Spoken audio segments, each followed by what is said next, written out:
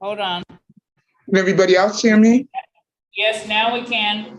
Okay, Good to go. great. Uhuru, everyone, and welcome back. For those of you who are watching the live, we took a lunch break, and now we are back with the second half of the second day of our very powerful conference. This is the Black is Back Coalition, the Black is Back Coalition for Social Justice, Peace, and Reparations, and this is our 14th annual conference. And this one, all of them are very important, but we know that the leadership of our organization is under attack. Chairman Omali Yeshitela and two of the other comrades within the Uhuru movement, the Uhuru Solidarity movement, they are literally facing 10 to 15 years in prison as they have been falsely accused of scurrilous attacks by the US government. But we felt it was so important to have this conference to let everybody know, to let the US government know we are not backing down, we're not backing off. We're going to continue on with our work. And in addition to fighting these horrible allegations and to proving the unscrupulousness of the US government, and to also say that as the Black is Back Coalition, we stand 100% behind our leadership. And with that, for the rest of this afternoon, we're going to have two panel discussions, and we're also going to be hearing a presentation from the representative of the Political Prisoners Working Group. As some of you may have heard, they have opened up the Fourplex, which is one of the projects of the Black Power Blueprint, and it's named after Mafundi Lake, who was a political prisoner. We want to let our political prisoners know we are with you, we stand behind you, and we encourage everybody to watch the presentation that was done yesterday. You can go to the Black Power Blueprint Facebook page to look at that. We're also going to be making sure that we have it on the Black is Back Facebook page as well. But this is seeing the work of the African People's Socialist Party in action, theory and action, concrete action. And without any further ado, we're going to just start with the first panel discussion that we will be having for this conference. And the theme of this conference is not one step backwards. The FBI attacks the Black Liberation Movement. Again, they've always done this. There's a long history of them always attacking our people whenever we wanted to express and whenever we fought for Black self-determination, but they attack us even when we don't. Let's be very clear about that. But our first presenter for this conference, for this part of the discussion, part of the panel discussion, is going to be Sister Betty Davis. And just a reminder to everyone, because this is not our usual format for the conference, because yesterday we were showing support to the Black Power Blueprint and looking at all the activities and all the building that's on the ground going on in St. Louis.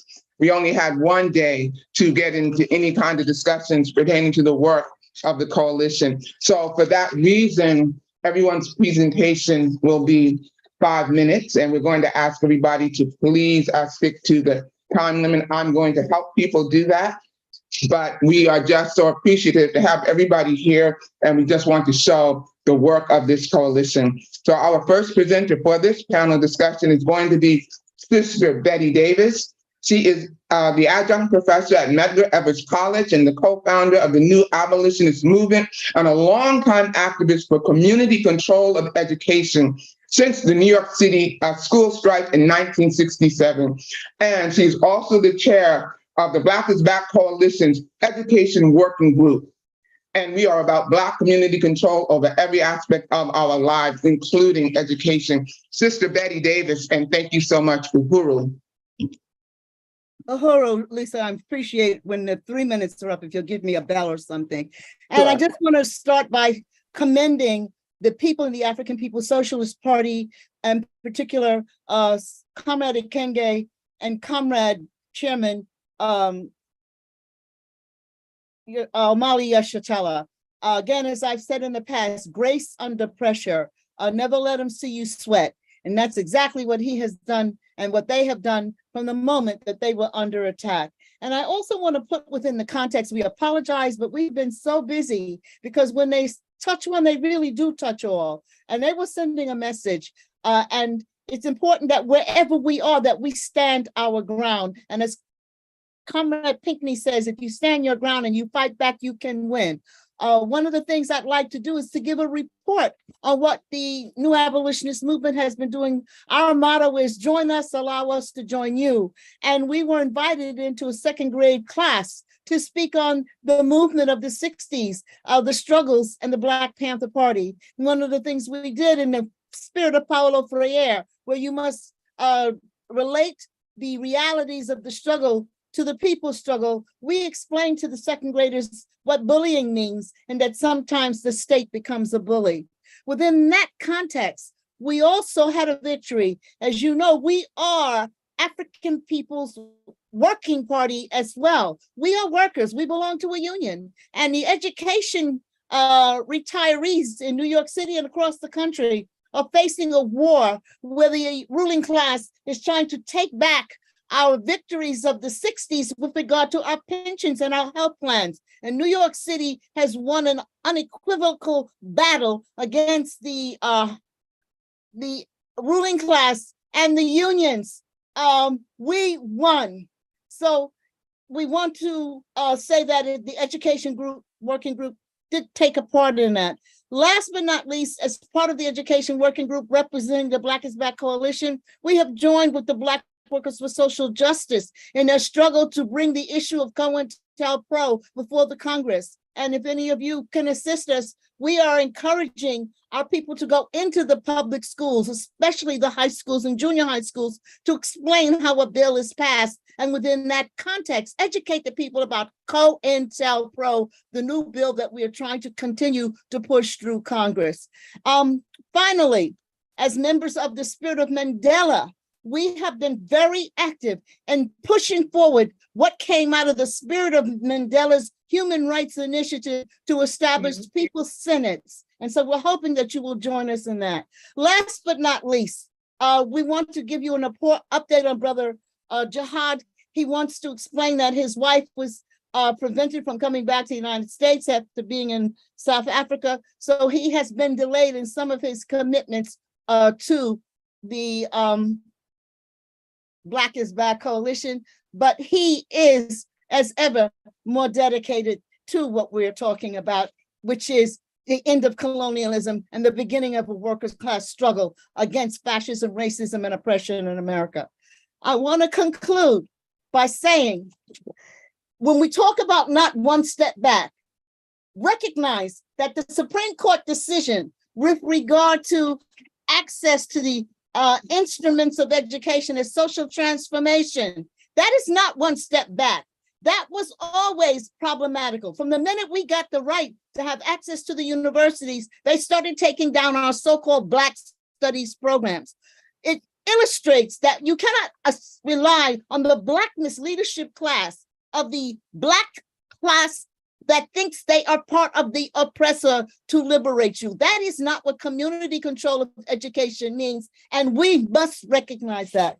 Finally, when you talk about what DeSantis is doing in Florida, I want you to be aware that in New York City, and this is a pattern across the country, $12 million in additional funding was allocated for students for schools experiencing the influx of new students to our schools.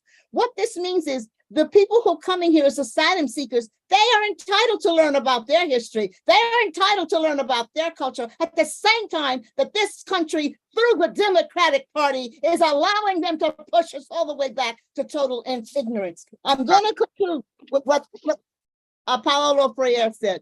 Education is an instrument of social transformation. If you have a public school anywhere near you and you're not involved in that public school, then you are not, and I will say this again, you are not facilitating the revolution. The majority of our children, especially the children who need help with reading and writing and mathematics, are still in the public schools, not the charter schools. It is your duty to stand up and fight back. It is your duty to win. Community control of public education. Thank you. Uhuru, and thank you so very much, dear Sister Betty. Let me take my camera off. Okay, our next presenter is Sister Belinda Parker Brown. And Sister Belinda Parker Brown, hold on one second while I just pull up her bio. I have it right in front of me. Please bear with me one second. She is with Louisiana United International. That's good, Lisa. That's really not good, but I have all the spots printed out. Okay, that's good, Lisa. I know we only have 5 minutes. So very much, dear sister. So yes, I can get started. Yes. Okay, well, good afternoon, everyone. I'm Belinda Parker Brown with Louisiana United International. We're a civil constitutional human rights organization. And I just love the things that Sister Betty just said. It's just time for action now. I don't know if my camera is on, if you guys can see me or not, but I want to get right to what this whole 14 conference is all about. You know, we are under attack. Seriously, as Black people here in America, we are under attack. And there's certain people out here that's helping us lose. So I want to speak to my heart. I mean, from my heart, I want to speak to the hearts of people, you know, for all the freedom-loving people, that it's time for us to get engaged with a revolutionary movement like the Black is Back Coalition. You know, joining the Black is Back Coalition has allowed this organization to accomplish so much more. You know, it have allowed our work to be more effective in what we're doing. You know, it's been an outpouring of strong support, you know, with 18 other states that have, 18 other organizations that have joined up with us, other countries that have joined up with us and given us their support too as well, because they really understand that it is the people that are united and that are passionate about the concerns for all Black people here in the United States of America and what we have been through in the past. And what we're saying, we want to see with our own eyes. We want to see with our own eyes. Now is our time, people. We are winning with the Black is Back Coalition.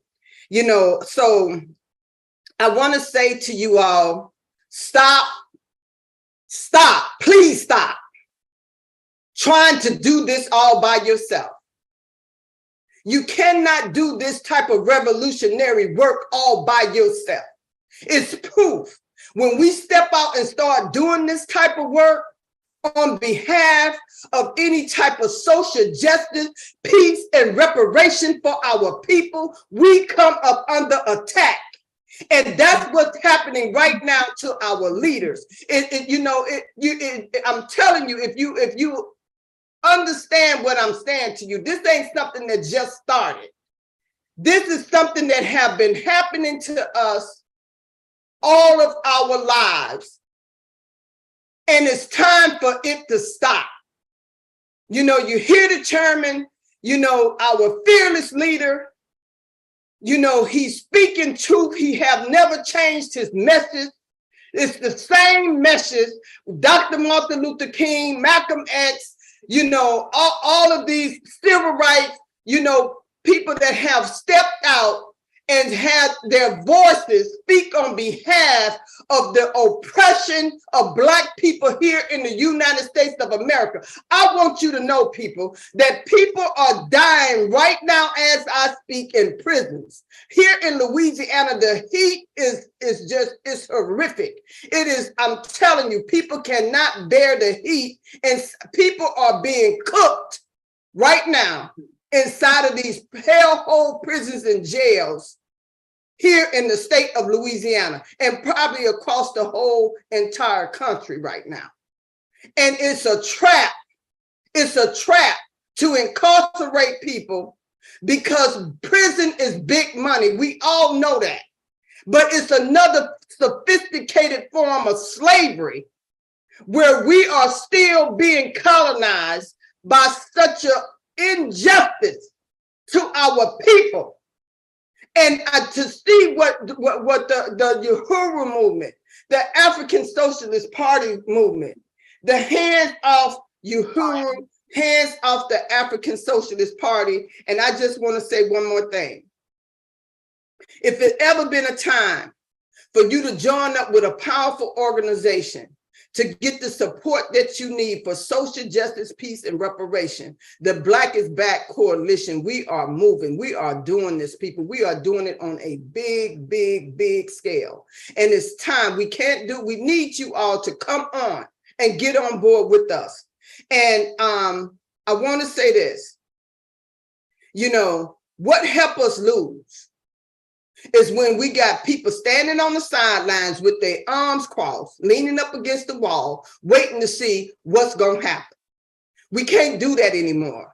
It's time for you to get engaged, get involved, and support this great work that we're doing. And stop the attack from the CIA, the FBI on our Black liberation movement. And I'm saying, we're not going to go back. We're not going back, people. And drop the charges right now, not later. Drop the charges right now on our fearless leader and the hands off the Uhuru movement, hands off Africa, and hands off our fearless leader, Chairman Omali Yesateli. Thank you so much for allowing me this opportunity to share. Uhuru, and thank you so very much, dear Sister Belinda Parker Brown. Uhuru.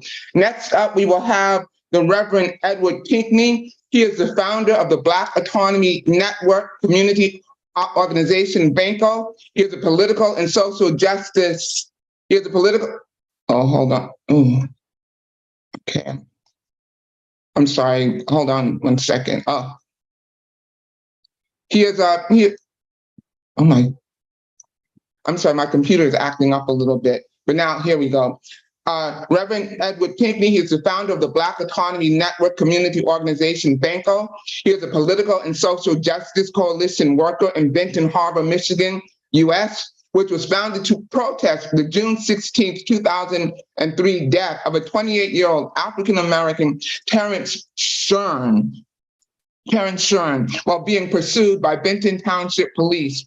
Pinckney was sentenced to 30 to 120 months in prison for forging a successful recall petition against Mayor James Hightower. He maintains his innocence in the face of a conviction based on flimsy evidence. Brother Reverend Edward Pinckney. Uhuru.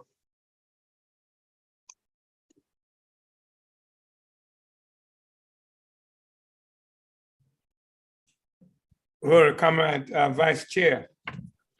You should have been notified that the Reverend Pinckney had to leave. They're driving back now. Okay. Yeah, to Ben Harbor.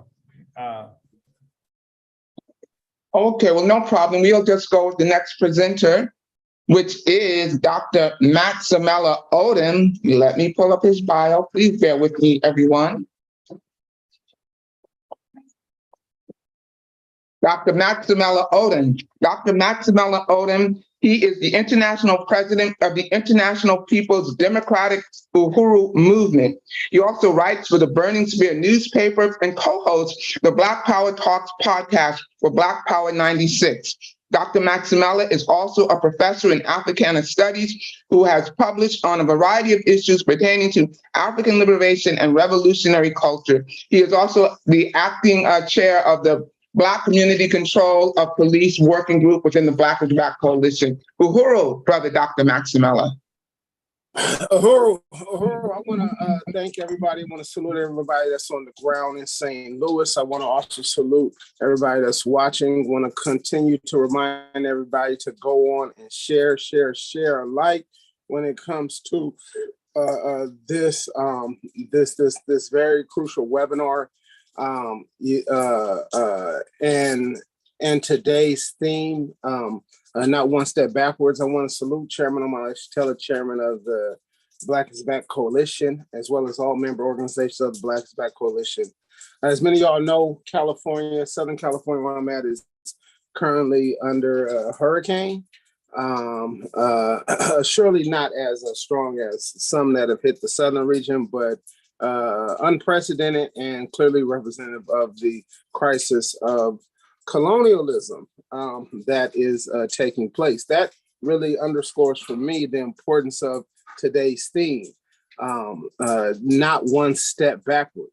The International People's Democratic Uhuru Movement was formed. Well, actually, the date that we generally have for the International People's Democratic Uhuru Movement represents the national formation of an organization that had been formed a few years earlier in Oakland, California, called the People's Democratic Uhuru Movement.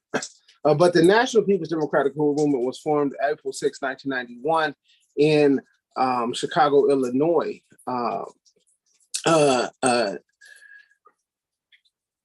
Chairman had mandated that Impedum must organize mass campaigns in defense of the democratic rights of our people, and as part of the process, expose the U.S. counterinsurgency, leading to the abrogation of many of the democratic rights, of those democratic rights, underscoring that this will shatter the democratic facade of the colonialist white ruling class state that is the United States. So when we speak of not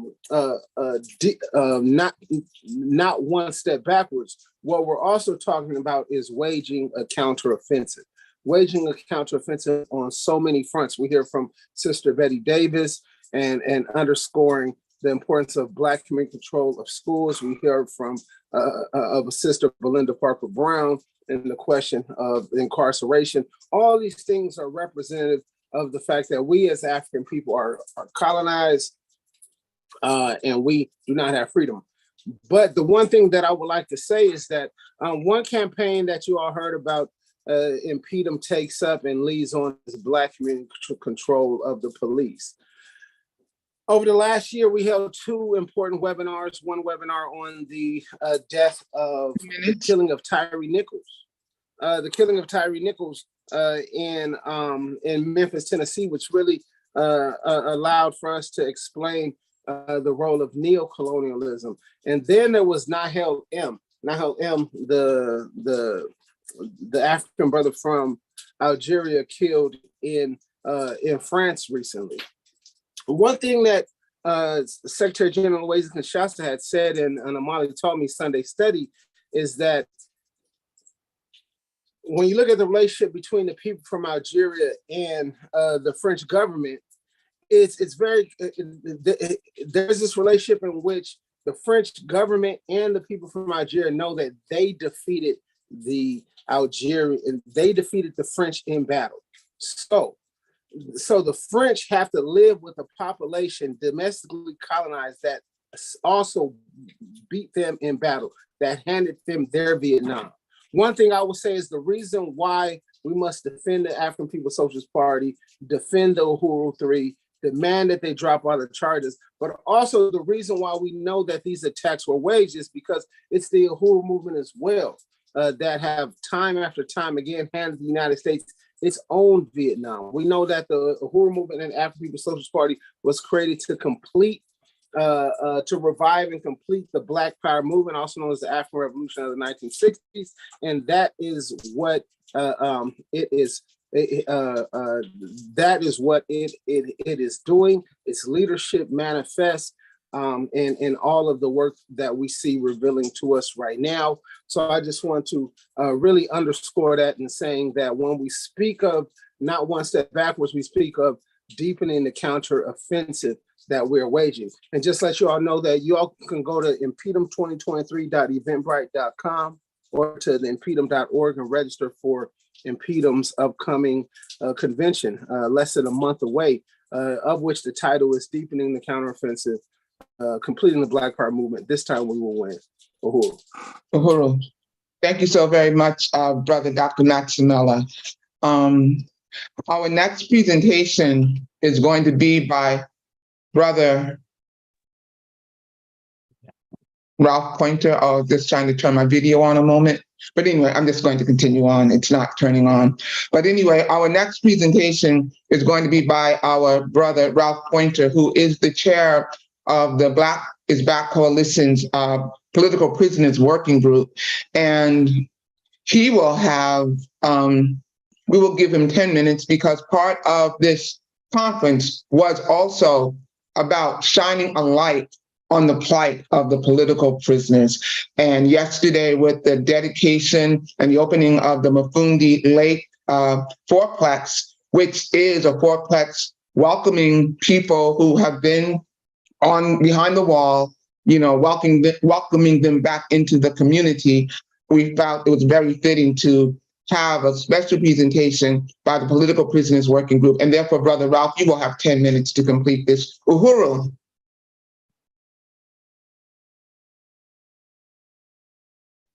You're muted, Brother Ralph, you're muted. Oops, I said, Uhuru, freedom Uhuru. now. My brothers and sisters, but for a bump in my road to good health, I would be there with you in person, because this is a very important meeting. But let me go and talk about where we are and how we got here and what we must do. Now, our brother has been charged with taking messages from a foreign government, which is the most ridiculous thing I have ever heard. And I thought Fannie Lou Hamer put that question to rest many years ago when she said, we're sick and tired of being sick and tired. And we must understand that we have all of the answers. We just have to listen to them. Now, it wasn't so many years ago that Martin Luther King talked about the arc of history. I want to talk about the arc of American history since we have been on these shores. And the intent of where this American empire intends to take us and why they are attacking us now. Because we're not following the roadmap they have for us, being quiet, serving their purpose, being loyal colonial subjects. No, we are not. We understand that they went after Chairman Fred Hampton Jr., or Sr., of the Black Panther Party, and they murdered him because he was having success dealing with the gangs, the organization of young Black men in Chicago. He was murdered for his success. So it is no surprise that they are going after Chairman Omali Yeshitali for his success, for he understands the situation we are in, and he has been preaching that, and most important, doing something about it, forming organizations that will help our people. And an important organization is the coalition that he has managed to put together and keep together. And so what is their intent? Why are they so angry with that? Well, let's begin with slavery. That was their intent. As Chairman tells us, colonialism. I won't go into it because he has gone into it many times. And when the colonial question looked to break up the empire at home, there was a war. The North won the war. The slavers in the South did not lose it, because when the soldiers surrendered, They were able, when the Southern soldiers surrendered in the South and in the West, they were able to take their weapons home with them. And you can imagine what that meant for the freely or recently so-called free captives. That meant they were back in slavery again. Then they passed rules and laws to keep us there. And still that didn't stop us. We wanted to get education. As Frederick Douglass told us, education and slavery are incompatible. So we moved on to education. They didn't want us in their society. And so we had Tulsas, Rosewoods, many other situations of economic success. And what did they do? They came and destroyed it with the government's help. And so we moved forward. And you heard earlier in the program, Chairman was telling us about the loss of land, the loss of economic success that we had achieved in spite of everything. And then we continue forward on this chain, on this rail of intent of the American empire when they talk about us.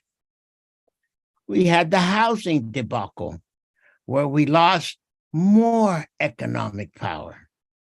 And then we continue forward as we get out from under the thumb of the colonial administrators they put for us. And what we understand is they fear that.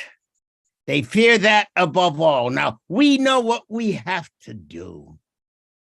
We are within, as Queen Mother Moore taught us, we are nothing more than a colony within continental United States. We have never reached the status of ghetto.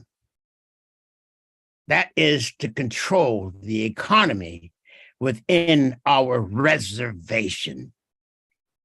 And those who saw it clearly and worked to get out from under this, to give us the freedom the few freedoms that we have now, the freedoms we have to walk tall and talk about this situation, they put them in the death camps. Those people who understood, our political prisoners. And as I say, we have success. We have a certain failure that we must deal with. And it is our failure to deal with the wonderful people within our group who understood and dared to do something about it when they were defeated. When we were defeated, they put them in the death camps and we forgot about them. And as we have been preaching for 60 years, you cannot forget about the warrior society, because when you forget about the warrior society, you forget about yourself. And we see what has happened. We have people who have been in the death camps for over 50 years. We see when they let them out just in time to die, not in time to give a good life. And understand, my brothers and sisters, understand this above all things. When I say political prisoners, who am I talking about? I'm talking about people who sided with us, who took the side of freedom, who took the side of freedom, and who were very instrumental in teaching us and working towards our liberation. And the program in St. Louis to name housing after our political prisoners is a step in the right direction of reminding us who they were. We'll learn their names by the names of the housing they are in, the housing complexes, as we work to build them. And as I was saying a moment ago, who are our friends? Who are our brothers and sisters? Our brothers and sisters are those people who understood the tragedy of our existence and were willing to side with us, to free us, to do the right thing. There are not enough John Browns for us to get comfortable. There are not enough Lynn Stewarts for us to get comfortable. There are not enough Richard Williams for us to get comfortable. There are not enough Marilyn Bucks. But these are the people who are our friends, not the talking heads you see on television. Those Negroes, and I use that term in a pejorative, in a negative way. Those colonial administrators who got on television who didn't have the guts to say what they were told to say for fear of losing the Black population that still goes along. They say, well, maybe the chairman is not working for the Russian government, but it could be, which is total nonsense, and you could see it in their eyes. And so, my brothers and sisters, I leave you with this. We must remember who our friends are. We must remember who our enemies are. And we must remember the call. What's the call? Free them all. Free 'em all. See their intent. Their intent is not justice by incarceration. Their intent is now and always has been death by incarceration, and we must not allow them to put our leader, Omali Yeshitela, into the death camp. We must wake up our population. Wake up our people. What's the call again? Free them all. Free them all. Freedom, Uhuru, and thank you for your so patience. much. We must move on. And again, I'm just going to ask my comrades to please work with me because we are really have to be very strict with our time. But thank you so very much. Our next discussion, our next presenters are going to be talking about the resistance that is currently going on the continent of Africa. And initially, when we were planning this conference, things had not erupted to the extent that they have. So when this happened, we knew we had to have some discussion about it, no matter how brief. But as Sister Elikia said previously, we are working on doing a webinar about this very subject because we know that we need to give it a lot more time than we are able to give it right here. But we still want to have some discussion about it. And so we will open up with our brother, Ajamu Baraka. And this again, the subject matter of this presentation, this forum is resistance on the continent. Africa fights back, and we stand with Africa. We stand with all of those rising up, and we stand with Niger and all of them who are seeking to be free and to get the colonizers out. Our brother Ajamu Baraka. Yeah, you have to go to the next one. Brother Ajamu is not on anymore. He was okay. on. Well, then that will be our brother, Paul Pumphrey. Do you want to introduce him, Sister Elikia? Oh, I have it right here. So we would have to move to Brother Zaki, who is in the Uhuru House, SG Luezi, and then the chairman and discussion. Okay, so do you want to then go on and introduce them? Give me a second. Hold on. Pull up their bios. Let me. I can do. I have Brother Zaki right here. Okay, our next presenter is Brother Zaki Barudi, and he is the President General of the Universal African Peoples Organization in St. Louis, Missouri. In addition, in 1984 and 1988, Brother Barudi ran for the Democratic nominee for Missouri for Missouri governor. He has served as co-coordinator for the Green Party in Missouri, where he was also the party's candidate for governor in 2000. In 2014, he was a writing candidate for St. Louis County Executive, for the St. Louis County Executive seat. Brother Zaki Barudi, and you will have 5 minutes for your presentation. Uhuru. Okay, Uhuru, Black Power. Black Power. Black Power. Drop the charges against the Uhuru 3.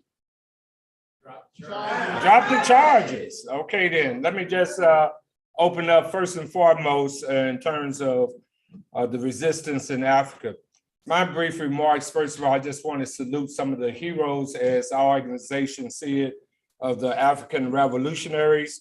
Just a sampling: Patrice Lumumba, Thomas Sankara, Samara Machel, Robert Mugabe, Steve Biko, and Muammar Gaddafi, just a few of the revolutionists in Africa that we should remember, and we got to begin to teach their works to our people so that our people know the heroes of the revolution in Africa. Let's give it up for those soldiers who have fought for the liberation of Africa.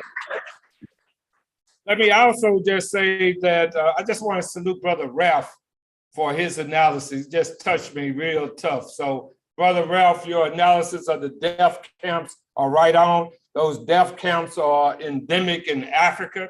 It just took me back to the 10 million Native Africans in the Belgian Congo that was killed by the rulers in Belgium, and the millions of others that have been tortured in Africa, as well as Africa has been exploited for its natural resources to build up this evil empire that is presiding over the masses of the people of the world. That's why resistance is very, very important, not only in Africa, but here in the United States as we aid the freedom fighters in Africa. Let me say in Niger, our position, when they took the position of the new leaders, France out of Niger and West Africa, they won me over right away. And not only should they be, France ran out, all of the European powers, as well as the United States, African must go out of Africa. Am I right? African out of Africa. Get out. Yes, world. And we have to begin to build that kind of movement that focus on liberating Africa. And let me just say this on a personal note. As I was sharing with the chairman over lunch, my very first time to Africa was in 1980. And the country I went to was Senegal.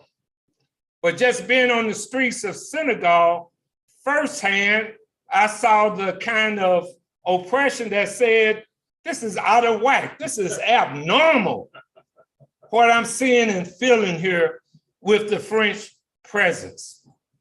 And it's out of that too, that I had an experience with, and this was in 1980, mind you, the Iranian Revolution was what, 1978, 79, and I'm saying right on to the Iranian Revolution, because they kicked out the forces of colonialism in their particular country. But see, I'm sorry. 2 minutes. Oh, 2 minutes. Well, I can't get into that story, too tough. But the bottom line is, I was able to go back a second time to try to impress upon the most powerful spiritual leader in that country, Sheikh Abdul Lahat Mbaki, that he should have been like Brother Khomeini in terms of running them out. But I have to share that story at another time. And but the bottom line, my message, I want to just be clear. Africa for the Africans. Right. Africa will be free. Right. And it will be free with our consistent work here in this country, because as Africa becomes free, we will become free also. Right. Thank you. Uhuru.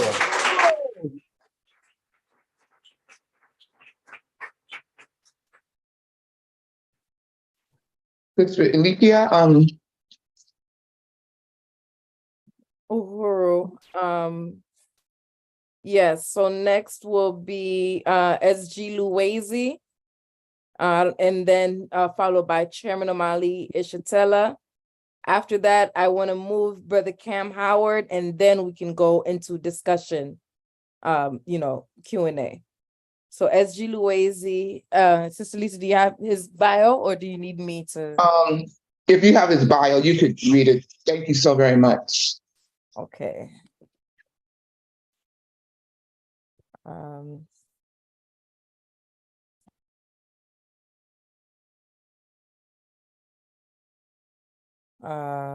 Okay, I'm sorry. I have it right here. Okay. I can do it. And everyone, please forgive us a little bit. It's just that with the format, let me turn my video on. Hold on. With the format being so different this time, and everybody having a much shorter time to speak, just gives us a little bit of we don't have as much time to make sure we have all the bios and everything the way that we normally do. But we got it and we're good. Brother Luwezi Kinshasa, he is the Secretary General of the African Socialist International and Director of International Affairs. Brother Luwezi was born in Congo and currently lives in exile in London, where he presides over the African People's Socialist Party organizations on the ground in Africa and throughout Europe. S.G. Luwezi's regular column in the Burning Spear newspaper analyzes current events and developments on the continent of Africa from an African internationalist perspective. He publishes a bilingual version of the Spear in French and English for distribution in Africa and Europe. Fluent in 4 languages, Luwezi has traveled, written, and spoken extensively throughout the world and is well known and respected in London, especially among the large Congolese activist community there. Brother Luwezi Kinshasa, Uhuru. Oh, Chair Lisa Davis, thank you for the introduction. Right. And I want to salute the incredible, outstanding and relentless leadership of Chairman Omali Ishatella to redeem the African nation. I want to salute the steering committee of the Black is Back for its 15 years of relentless struggle for social justice and reparation. I want to salute comrades Zaki Baruchi, Ruff Pointer, and all the comrades who are leading this extraordinary work of the Black is Back coalition. The tide is turning, as the title say, Africa Fight Back. There is a wind of change, and the African People's Socialist Party is working to take control of the direction of the wind of change, so that we can turn in against the foundation of capitalism, which is colonialism, as the global model of production. We know throughout Africa, throughout the African nation, there is resistance everywhere, and we're just saying, stop all colonial wars in Africa, particularly in Sudan, in Cameroon, in Nigeria, in Libya, in the Congo. There are ongoing colonial wars there, but the news are being dominated by what's going on in West Africa, particularly in Niger. And we just want to say briefly, all African people face a common enemy, which is global colonialism as a mode of production, but we do not have the same long-term goals. The African people bourgeoisie is solving the problems of now, how to have a relationship with other powers to stay in power. The African working class and the leadership of the African People's Socialist Party is trying to solve the problems of the future. How to end and how to achieve, but basically how to end colonialism as a global mode of production, and how to achieve Black power. That is, these are the fundamental goals we have set for ourselves. And also, regarding the struggle of African people in Niger, we unite all the demands coming from the people. French imperialism must go. All French military bases must be closed down. We are also saying, as the African working class, we're demanding that all imperialists out of Africa, all colonial foreign military bases to be closed down. I unite for brother Zaki Baruchi when he said Africa must go. 2 minutes. We are demanding the French ruling class and society to pay reparations to African in Niger for the looted uranium and polluted land and water in Niger. As you know, you cannot extract uranium, very radioactive material, without polluting the land. We demand that Nigeria resume supply of electricity to Niger. This criminal in power in Nigeria has the audacity to cut off electricity supply to Niger when Nigeria continues to send oil and gas, all the resources from Nigeria to the colonizers. That's crazy stuff. So must resume the supply of electricity. The military threat of ECOWAS, the threat of ECOWAS military intervention in Nigeria, we condemn that. ECOWAS is an illegitimate organization. It's an economic entity created to stabilize neocolonialism in West Africa. But as you know, ECOWAS itself is fractured. The majority of members of ECOWAS disagree with the decision to send troops there. It's particularly Nigeria, Senegal, Cote d'Ivoire, and Benin ruling classes that want to send troops openly. That's what they say. They want to send troops there. And we're saying no ECOWAS military intervention. And we have a lot of forces who want France out, but it's Russia, which is the choice of the African petit bourgeoisie in those particular countries. It's a fragmented coalition with Russia, in a sense that I would say there's a history of the ex-Soviet Union intervening in Africa. We are not anti-Russia or anti-China, but we learned the lessons of history. One, Russia only recognized 5 authentic liberation organizations in Africa, and 2, Russia refused to support Mulele's demand for support to overthrow, at least to fight against the neo-colonial regime in the Congo that they just assassinated, but also Mubana overthrew his anti-colonial government. So we are working to build the African Socialist International, the strategic organization of the international African working class, to defeat colonialism as the mode of production. We are working to fracture the unity of the white oppressed nation by winning white solidarity with black power from within the colonized citizens. We are working to unite the whole anti-colonial world in unity with the justice struggle for African people to eradicate colonialism as a mode of production. And when we say we are winning, because we know we have the correct leadership, Chairman Amadi said that we have the correct philosophy, African internationalism, and we have the correct plan to free Africa, that's African Socialist International, and we are winning. And we say victory to Africans everywhere, and drop the charge against Uhuru free. Uhuru. Uhuru, and thank you so very much, Brother S.G. Luezi. And we look forward to having you on our upcoming webinar to really get into this discussion. And next we will have the chairman, Omali Yeshitela. And dear brother chairman, you have 10 minutes for this segment. And then we will be bringing up Cam Howard, who we know has to get ready to leave. Uhuru. Uhuru, come on, Sister Vice Chair. With your permission, what I would like to do is call up Cam Howard now, because I know he's fighting for time. And then after his presentation, perhaps we're gonna have questions and answers. And then I could participate in questions and answers as it deals with the Africa question, if that's all right, if that's not too disruptive. Uhuru, Chairman, that's fine. Uhuru, yes. That is the Secretary General, huh? Yeah, yes, she is. Yes, she's Okay, the Secretary General.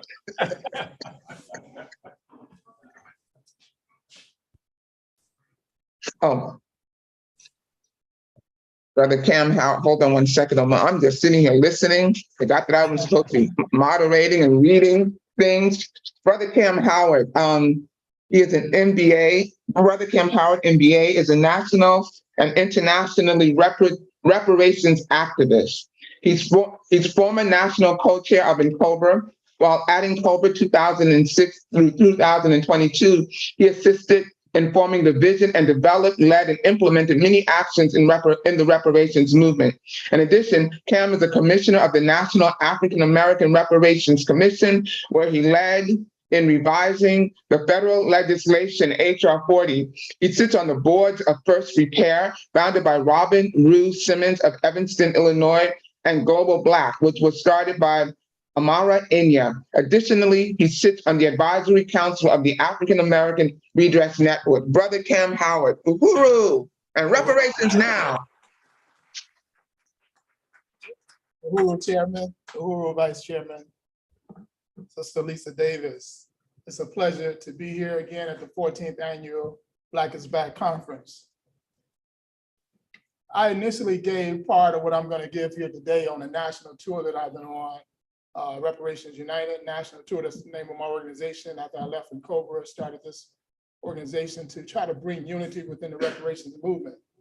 There's a lot of contention in the movement right now around a few issues that I think is counterproductive if we're going to win on the federal level. And so we've been on a tour, and part of what we stated in that tour, what we delivered in that tour, especially around our singular mission that we have as advocates for reparations in this country, is embedded in this presentation. So the title of this presentation is "We Got the Power." We got the power. Using coercion to get a federal reparations commission. Next slide. So in this presentation, I'm going to talk about what is power, the basis of our power, demonstrating our power, the fear of our power, and how we utilize our power. Next slide. So when I went on this tour, the number one mission that I stated for Black people was that in the reparations movement, above who should get reparations, what forms it should get, what we call ourselves, because that's where the contention is. But the mission is that we all should be on, regardless of where we are in the movement philosophically, is getting the federal redress bill enacted through an executive order. That's the only way reparations is going to be delivered at the federal level, because we do not have the strength in Congress to get the bill passed in Congress. The only way the Reparations Commission is going to be passed, I should say that, because we do not have the strength in Congress. In Congress, you need a simple majority in the House, which we were able to get that, but we didn't get a vote, but you need a 60-vote majority in the Senate. And there's no way we're going to get one Republican to cross over. Definitely not going to get 10 to cross over on this issue. So it wasn't going to pass in the Senate. So the only way to get a commission established in this country is through an executive order. And we have the power to do that. And that's what this presentation was about. But we can't utilize our power if we don't know we have power. And so part of what I was doing around the country is to show Black people that we have enough power to press the Democratic Party to do what we want at this time. By knowing and understanding our power generally and our power in particular, and then utilizing our power to move the Democratic Party and the president into creating a commission. That's how we can get this executive order established. According to Dr. Amos Wilson, I was the founder of the Amos Wilson Institute at one time. Dr. Amos Wilson wrote a book called Blueprint for Black Power, the moral, political, and economic imperative for Blacks in the 21st century. It's a 1,000-page book that just deals with power. And in chapter 1, he talks about the two types of power and the forms of power. There's two types of power: the power to do, the power to do exactly what you want to do as an individual, as a organization, as a nation, to self-determine, to chart your course in your best interest. That's the power to do.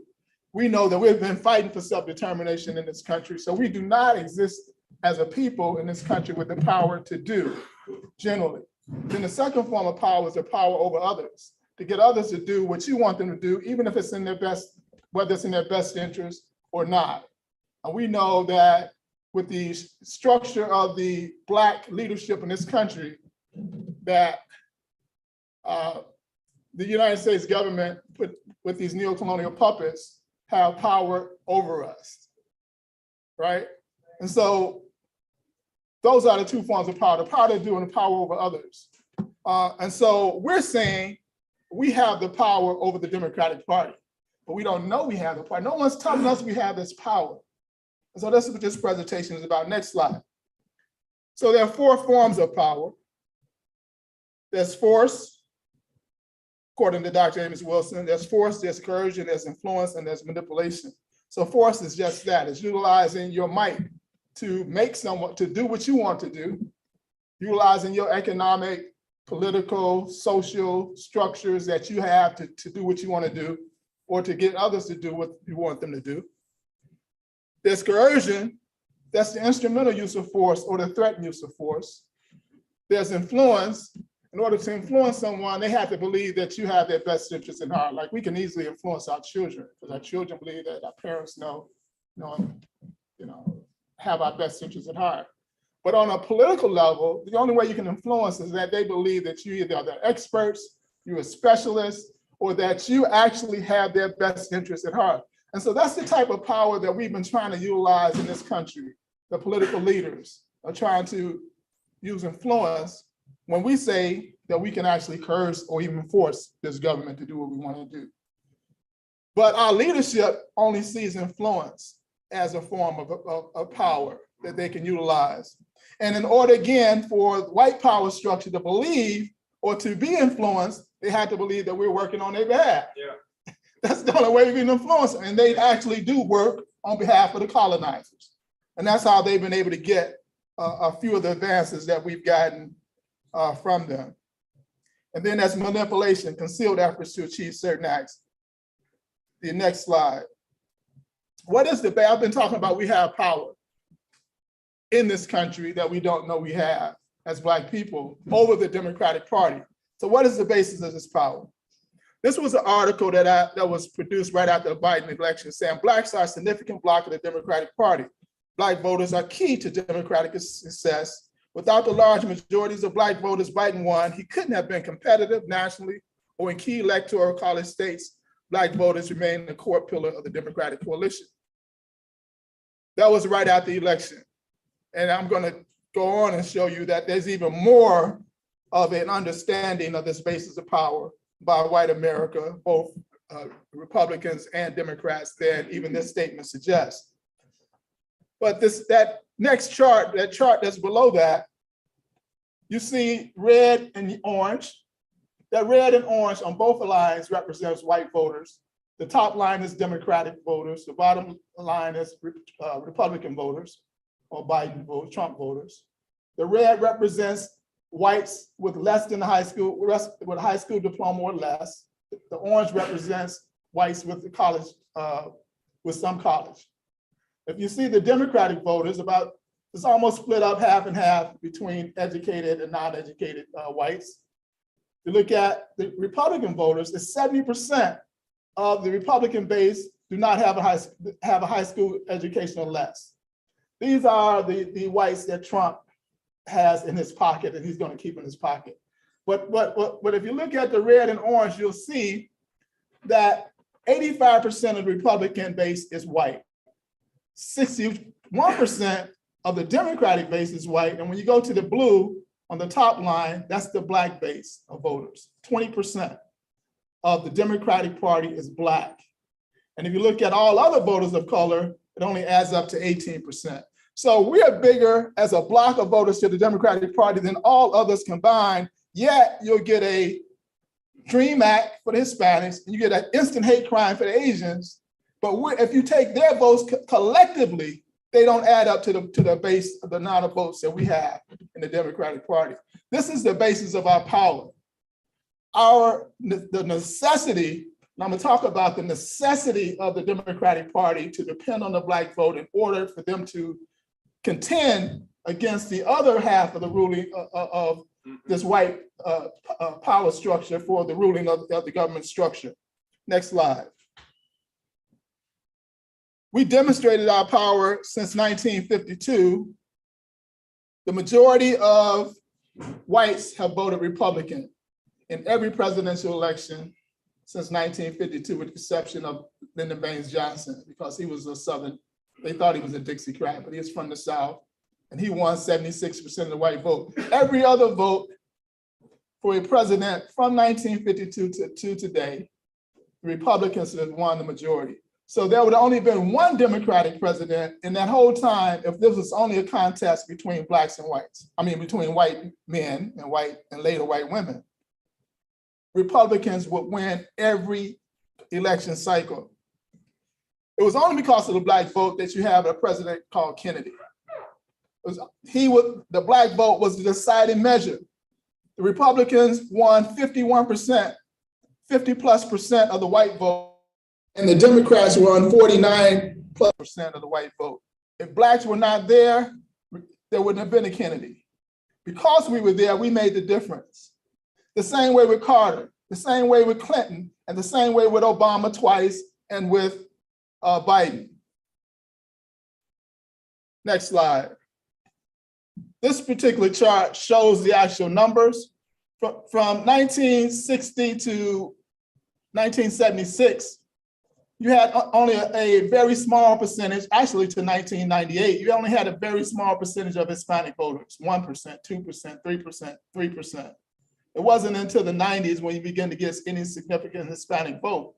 But you see that in each year, white votes, this percentage of the voting electorate is coming down, 89%, 85%, 86%, 85%. Black votes is consistently 9, 10, 10%, 10%. Now it's around 13, 14%. But if you look at, in each of those columns, you'll find that the white voters, if you go to this far left column, you'll find that the white voters always won the majority of the white vote. The Republicans always won the majority of the white vote. So Republicans are in the far column, 52% white vote for Ford, 56% for Reagan, 66% the next year for Reagan, 60% for Bush. Next slide. Going into the Clinton years, because there was 3 candidates, still Bush won the majority of the white vote, Dole won the majority of the white vote the following election, Bush 2 won the majority of the vote in the following election. But Clinton won because of the 83% that voted for Clinton, blacks that voted for Clinton, the 84% of blacks that voted for Clinton the following year was enough to make up the difference between the white voters who had voted for Republican. In the same way, next slide. I'm sorry. And so this is continued showing how we demonstrated our power in each election. Well, I have circled in red 43% and 39%. Barack Obama only won 43% of the white vote in 2008. In 2012, he won only 39%. It was the 93% of black voters that amounted to 15 million votes for him that gave him the ability to defeat Romney in the second election. That if you remove the Hispanic vote, Asian vote, and others, he wins with just a black vote in the first election. If you take away the black vote and you count Hispanic, Asian, and others, and the white vote he won, he loses. The only way he wins is the black vote. And again, the only way any Democratic president can win is with the black vote. That's tremendous power. Next slide. This is Biden. He only won 44% of the white vote. Trump won 56%. And now the percentage of white voters has slipped from 89 and 90% and down to just 72%. You have a largest Latino contingent and 4% Asian, 2% others. But what you see in Latino, Asian, and others is they usually vote 2 to 1 Democrat and 1 Republican, which really kind of cancels out their vote for the Democratic Party. It's only blacks who vote 90% Democrat that makes a huge difference in the Democratic Party containing power. Next slide. The fear of our power. That kind of got messed up a little bit, but I'll tell you what it is. The Republican Party has won the majority of white votes since 1952, with the exception of 1964. If this is a contest between just whites, there would be only 1 Democratic Party president in the last 70 years. In 2020 elections, Republicans spent nearly $1 billion to suppress the black vote. That's how much they fear the black vote, because they know we are the only group that stands in between them winning and controlling the arm of the American structure, governing structure, or them not. We stand in the way. Mark Marial said, in that same time, they introduced 900 pieces of legislation across the country in a 4-year period to suppress the black vote. That's fear of the black power. The Democrats attack on uncompromising voices. That's their attack. That's their fear of our power. So they attack these uncompromising voices like the Uhuru movement. Because if the Uhuru movement was to demonstrate and tell the people how much power we have, we'll be making some whole nother serious types of demands than what these neocolonial puppets are making. the demands change. Demands don't change for reform, not for reform. We have the masses demanding self-determination.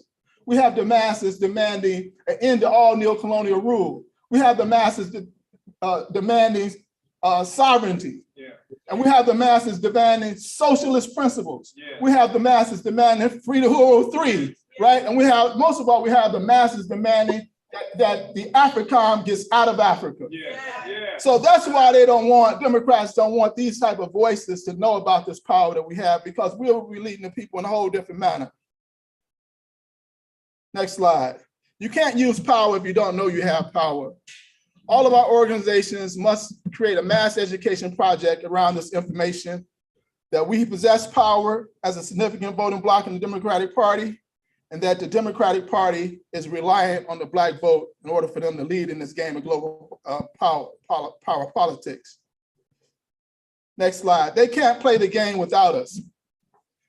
As a child, we used to play sports in the vacant lots, and there will always be a kid who came, who had a ball, or he had a bat, or he had the rim, and he couldn't play a lick. Remember that, Chairman?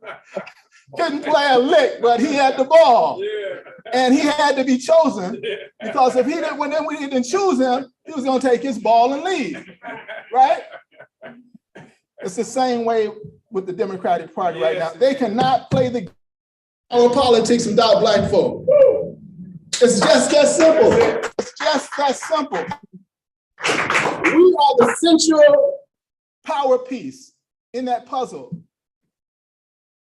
The executive branch of government controls a lot of power. They control the government cabinets, federal courts, domestic policy, foreign policy, military policy, and monetary policy.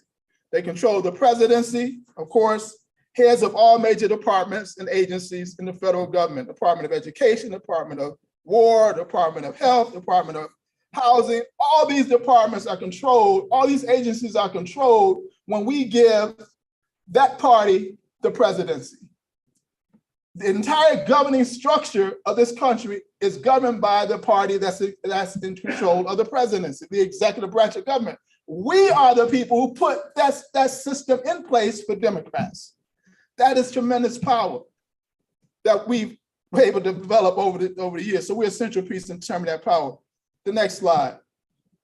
This came out of the Washington Post just last month, an article.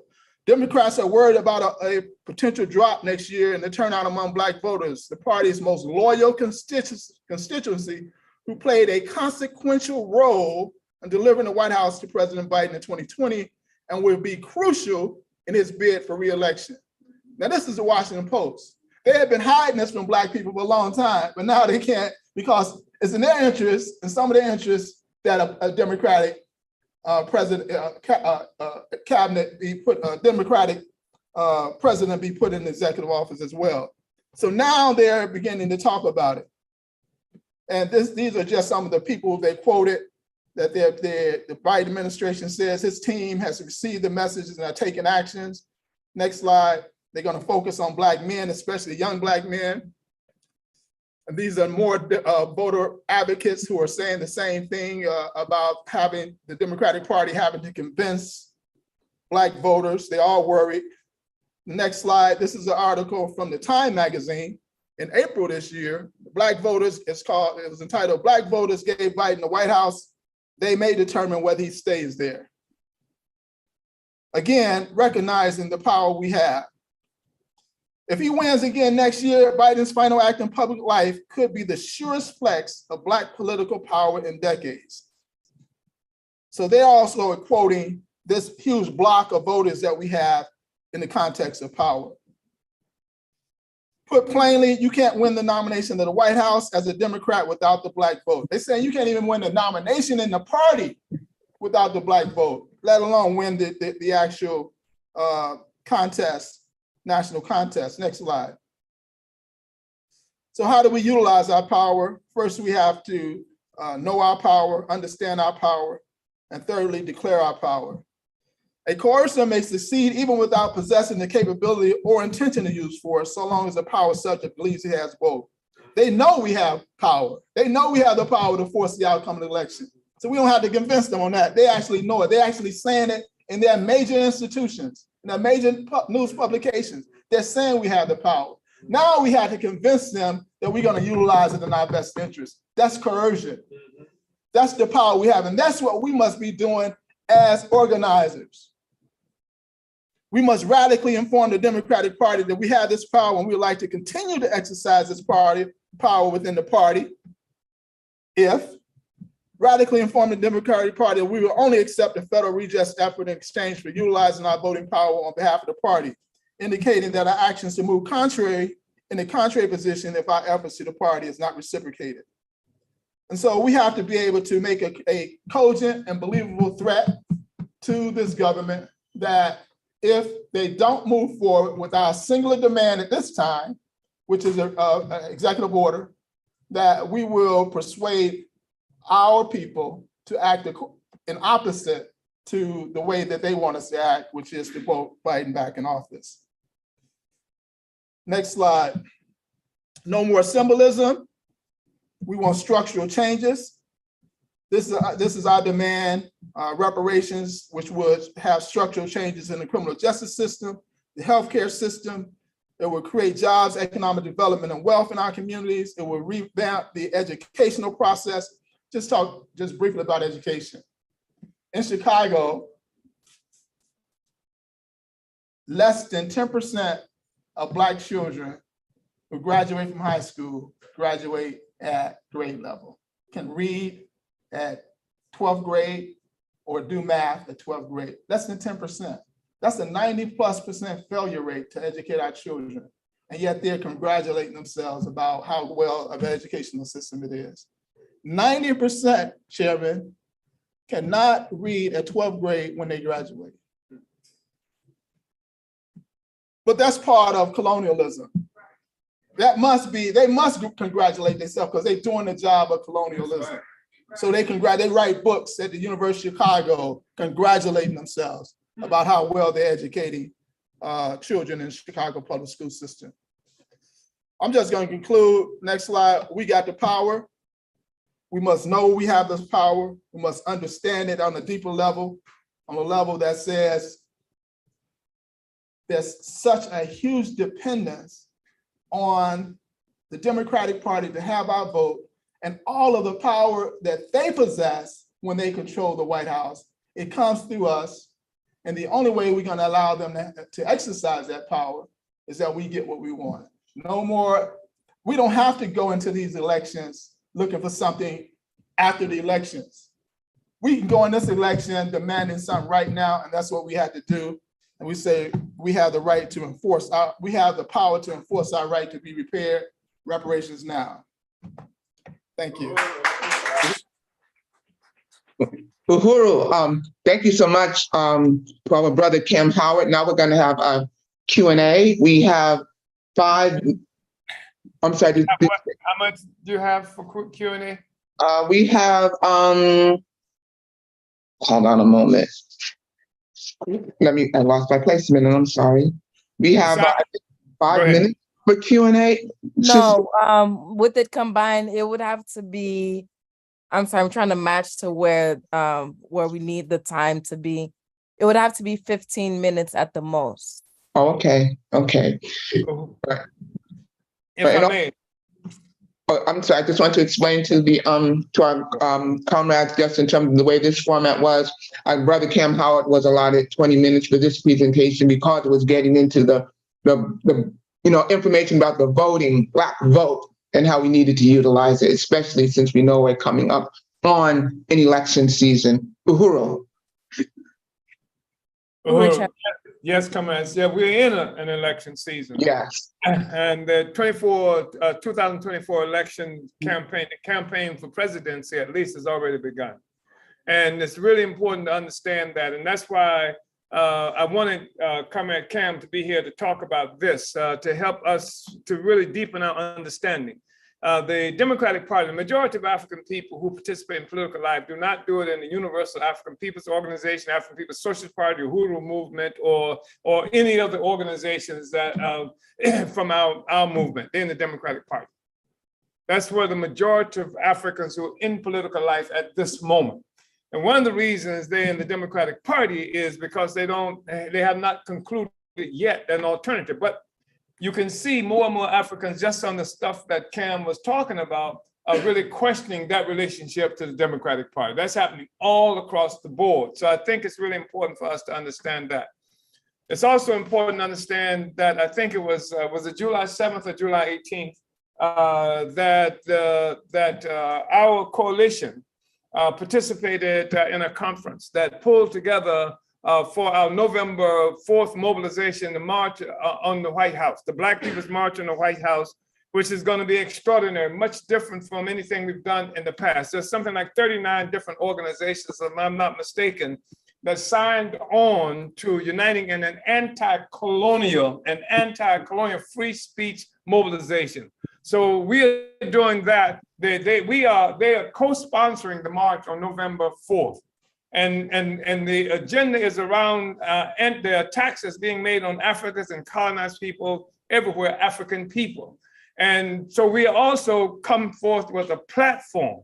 So it's not like there is no platform if you don't have the Democratic Party, one. Two, what about all the Africans who don't vote, who are not members of the Democratic Party, don't vote? They need to have a voice as well, and they need to be able to express that voice, and that will impact the Democratic Party too. Because everybody living in an African household is not a member of the Democratic Party, nor does everybody vote, but they're influenced by what's happening in the barbershop and the beauty parlors and everything else around here. So their opinion of the people will influence how people will act on an election. Cam Howard gave us some extraordinarily important information.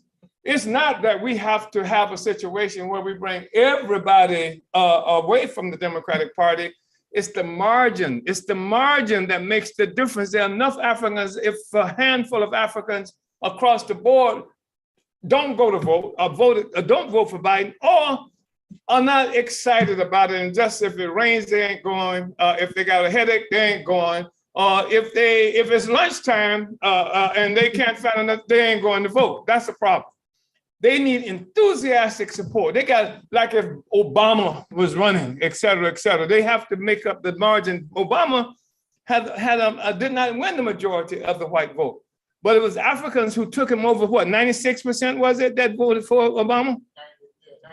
95%.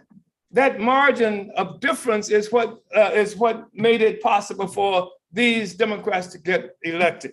So on November 4th, the Black is Back mobilization, united with this anti-colonial free speech coalition that's pulled together now, gonna be marching on the White House.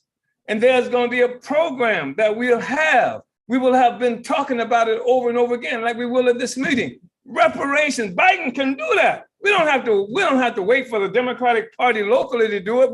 We can do it. We can have, even if we use that we have within this coalition right now, to put up yard signs during the election, is that the Democratic Party are not supporting reparations, hands off the Uhuru 3, drop the charges now, and the other kinds of demands. And we can start spreading that and connecting it directly, not just some abstract question, but to Biden and the Democratic Party. And if they can begin to see this happening all around this country, and we can make that happen, if they can begin to see this all around, that's people passing it every day, seeing it on a stop sign, seeing it on a post every day, impacting on the willingness of Black people to do that. And already there's enough happening that Africans are changing their minds about that anyway. So we are providing this alternative. An aspect of the alternative is the executive order around the reparations bill. That's part of what we want. We want that. That's up there someplace, and saying that Biden has to do that. The Democratic Party has to do that. The Democratic Party and Biden and the Justice Department under the Democratic Party needs to go ahead and dismiss these charges. We can begin to have this stuff everywhere and connect it directly to Biden and the Democratic Party. That's what's necessary. And then to begin to taint the consciousness of all the people here around what these guys really stand for, so that they can finally have to fight. They don't have to fight because the struggle happens within the structures of the Democratic Party. But all of us ain't in the Democratic Party, or if we're in the Democratic Party, we're not in it like that. So we create this opinion this movement, this obvious movement within the African community, and then with we're talking about 39 different organizations. The white left is a part of this. People who are inclined to do it any damn way. A lot of other folk are part of this. We can impact this election. So that's the power. That's the thing about using the coercion. We can demonstrate that. We can demonstrate the ability for that to happen just doing the practical things. And of course, Cam traveling all around the country, teaching the same kind of thing. So do we have a couple more minutes? So if anyone want to ask any questions, they can do that. Yes, we do. Sister Elikia, do you have the exact time? I think we got about 10 more minutes, right? Uhuru, yes. Uhuru. So are there any questions at all that we can go ahead and entertain? Chair, I do see one question in the Q&A, although this is not pertaining directly to the issue of voting, what was just discussed. But I'll just read it since I don't hear anybody else asking any questions. But this is from Lauren Jackson, and she asked, how significant is it that Africans are waving the Russian flag in Niger? And do you think that the social climate and militant forces are strong enough to hold Niger for themselves? Well, there's another discussion. It is another discussion. Let me just say that the whole apparatus that they have created fracturing all around the world. It's not just in the United States that you see social cohesion disappearing and being rent asunder, but it's also in Africa. These are artificial constructs that they have created. ECOWAS is something they put together and put some Negroes in it. And there are already people in there saying, we ain't participating with that. There's an inclination. You got Burkina Faso, you got Mali, you got, what else did we say? Niger, Guinea, all of these people, all of these so-called countries are opposed to France, et cetera. They might be creating a real legitimate anti-imperialist bloc that would fight against the neo-colonial forces there. So it's not as simple as them having to fight by themselves. Plus, you're gonna be where you are at the French embassy with your demonstration, protesting them messing with us in Nigeria as well. Uhuru. Is there anything anybody wants to raise about the topic here? Uhuru, I have a question from Don, Chairman. Yes. Don is participating with us from YouTube. He's based in California. Of course, we know Don very well. He says, I would like to know where the chairman. You say you're working on Don? Did you say you're working on? Did you say you were working on Don? No, I said, of course, we know Don very well. Oh, okay.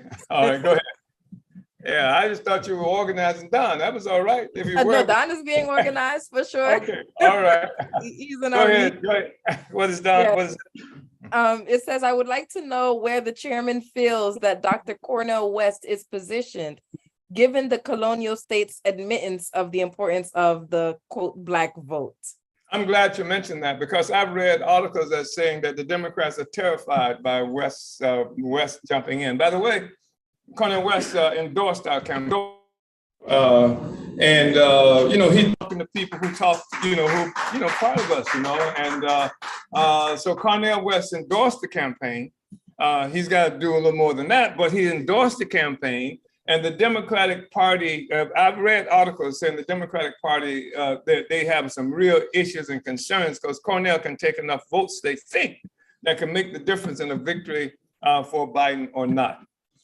That's the Black vote, and that's all those other liberals and everything who support and believe in Cornel West. So Don, that's a really important. It's going to be a significant thing because nothing is going to go the way they plan. Nothing. Exactly. We have a question from Thea Wangaza, and she said she would like to know how to endorse the November demo, and she asked to please put that in the chat. And that is something that we are certainly working on because we want people to endorse, and we'll get into that more. But I didn't know, Brother Chairman, if you want to say something more about that or anybody else as well. Blackisbackcoalition.org. Go to Black is Back and then go to Hands Off Uhuru, UHURU, handsoffuhuru.org. Go to coalition.org. Endorse and come. Yeah, I want to reinforce the chairman's comments to Don's question. Everything is a numbers game. So Cornel West presents Black voters being shifted from Biden. Yeah. And it also indicates that Biden would get a lower percentage of white votes. So he loses twice with Cornel West being in. So it's extremely important that we begin interacting with Cornel West, because we can get our demands raised through Cornel West, through Biden, because again, there's no chance Cornel West is going to win, but he may be maneuvering himself to play a power role for Black folk. You want some water? You can get the refrigerator back there, Dr. Dennis. Please mute everybody if you're not talking. Uhuru. So there's Cornel West being in this race plays our interest if we utilize it correctly. Uhuru and our dear comrade Charles Barron is playing a role there too. So Cornel is not just by himself talking. Cornel needs Barron, a whole bunch of other folk, and he's taking decent stance. Yeah, and we can help him go further than that. Yeah, and it's the percentage. Again. Go ahead. And also, as Cam just mentioned, Cornel's going to take white liberals too, and the Uhuru movement is going to take a lot of that too. I mean, because like we exist in 100 white people working for reparations in 141 cities in this country right now, and we shall begin to see posters and things going up, raising these kinds of demands that we are talking about. And the coalitions, I'm sure, is going to be doing a lot of that too. There's somebody else in the room. I got my hand up too, Sister Lisa. I got a question for Brother Cam. Brother Cam, don't go nowhere, Sister Belinda. Yes, my question is, you raised a very important issue, and I don't know if everybody caught on to this.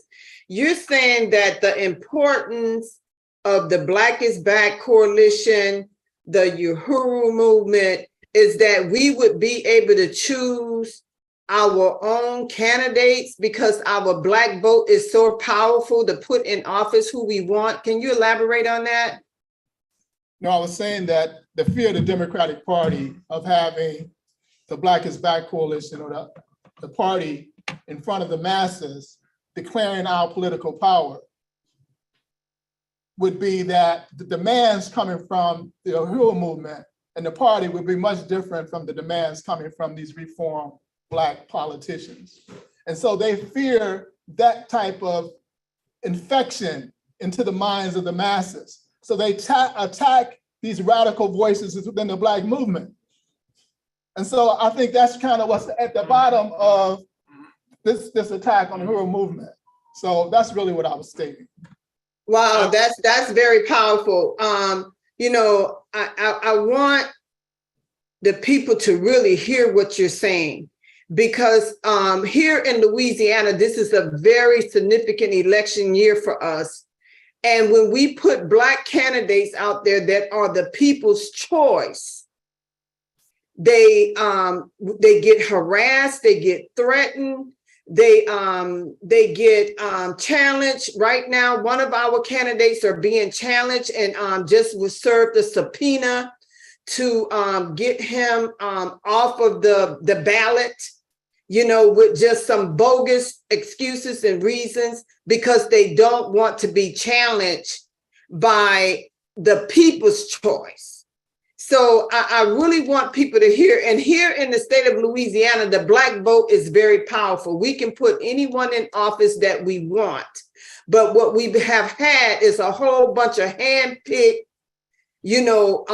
Black people that have been bought and paid, Sambos to represent us, that look like us, but they're not for us. They don't have they're just like Chairman said, they're blackface with white, manipulation and power, so I want to make that clear. Thank you. That's something that we're fed up with, that type of treatment. Uhuru, did you also say there were people in the room who had questions? That's Comrade Zaki Baruti, who is here. Yes. Sophia has a question. Sophia, I'm sorry, Sophia, please.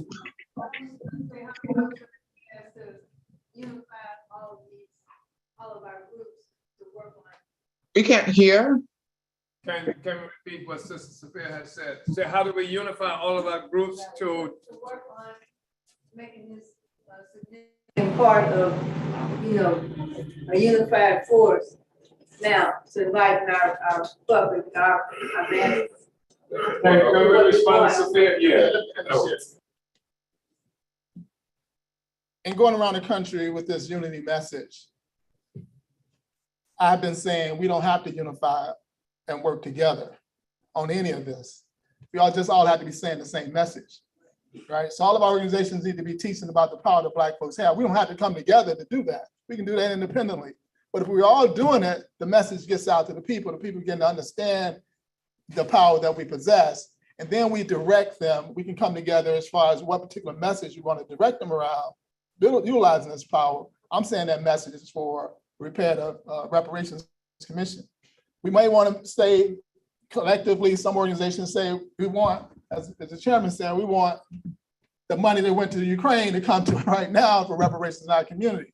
That's where we can unify around certain organizations. But we don't have to unify around this message, around educating Black folk that we got this power. Every Black organization should be saying the same message, but we don't have to come together to say it. But we're in a meeting now where 18 different organizations have come together to have that same message. And that's part of how we're doing it, Sister Sophia. Come in. And I just want to add on, this is a beginning of an ongoing process of unification of various organizations with the same message. But I really wanted to respond to my sister, Belinda Parker, and the overall issue that is within our community as I see it when it comes to electoral politics. Number one is too many times that quote unquote, the progressives, the militant organizations and representatives do not, when we criticize rightfully misleadership from the other side, then we have to put up candidates that best represent our interests. And that's the struggle that we have within the struggle in of itself. So the challenge going into 2024, which I was going to be addressing during my presentation on proportionate political representation, is just like in Louisiana. How many of the strong soldiers in Louisiana will stand up and be candidates on the issues that are important to us? And then we are to expect attacks, just as the attack on the Uhuru 3, because that comes with the battle that we are engaged in. And as Brother Ralph has said earlier, we have to be clear. This is warfare. Ain't no play game out here, but we need some soldiers. And we can't just keep criticizing others for those positions if we do not challenge them directly. And so that's the challenge as I see it moving forward in 2024. Mm-hmm. Thank you. And I want to just support everything that's been said here. We have a responsibility to get this word out, to pass this message, to win other Africans to this general understanding that we're talking about. But we also have the responsibility of helping Africans to know that there is an alternative. You don't have to wait for what the Democratic Party is going to do. Here's what the Democratic Party is not going to put reparations on its platform. Biden has already said, Obama said he didn't support reparations. So we have to put it on the agenda. That's what November 4th is all about. We're taking our own agenda and we'll be working toward that between now and November 4th and between now and the next election. We shall make this heard everywhere. It will burst through the barriers, if you will, of the White House, gates, and people here and Black people saying everywhere. We have an agenda, reparations, Black community control of the police. We have an agenda, stop the genocidal attacks on African people, drop the charges on the Uhuru 3. This is what needs to resonate throughout this country so that because the Democrats are not going to do it. Yeah. We can do it. And that's what November 4th is. That's why we have to have a powerful mobilization going in Washington, D.C. on November 4th. So I wanted to just say that. And also, they have begun to attack Cornel West, by the way. Yeah. Yeah, the media have begun. I mean, they've been hitting him hard, and they're going to they say he's going to be the reason that Trump gets elected and all this kind of stuff. And they're saying things, they question his taxes. And other kinds of slanderous things that they want to hit him on to try to disrupt his possibilities and popularity, especially among the liberal whites, etc. But I think that this is part of the desperation that they are faced. We're not we're clear. And as long as we recognize the power that we possess, of course, it's not really power unless we do recognize it, but that's part of the work that we're doing to pull that understanding together and then direct it in a fashion or give the impression of it being directed. Who was the so great leader, biblical, I think, that scared a powerful enemy away by shining their shields and stuff so when the sunlight hit the shields? Who was it? Who was? Somebody tell me. Y'all I know some. Y'all ain't seen they clone Tyrone, so you can't be saying you're scared of the religions. But the thing is that to help them to, it's like Mike Tyson who jumps up on the table before the punch. I'm going to eat your babies, right? And scare them. By the time you get to the destroy the will to fight, they should see us and hear us. They should see us and hear us. And they've seen and heard some of our leaders, and that's why they attack leaders, because we stand between them and the people. Right. So what we have to do is do the work and come at. Chairman, excuse me. I got to say this because this is a very important point you just made. When you say they, we want to use proper pronouns because here in Louisiana, it's the Democrat Party that are fighting our leaders that we have chose to represent the people. Yeah. It's not the Republican Party that's fighting us. We're fighting against our, and we're Democrats that's fighting against the Democrats. Yes. Also, Sister Betty has her hand up, so I didn't know if she wanted to. Yes, Sister Betty. I just want to salute all of you in terms of this discussion. And this is why we have to be in the community on a community level. Yes. Because we've got a whole bureaucratic so-called Black leadership group that think they are benefiting from these little trinkets and beads that the Democratic Party gives them in the form of jobs. But these jobs have no power. So they may have the job as an administrator of a school, but the Board of Ed with a puppet like Eric Adams and chancellors can just remove them the minute they stand by the community. But when we have, I hate to use this phrase, boots on the ground, we can educate them as they lose these fights that they are fighting to demand better schools when they can't defend a decent Black principal, but they get stuck with somebody who looks Black and is totally incompetent. That's point number one.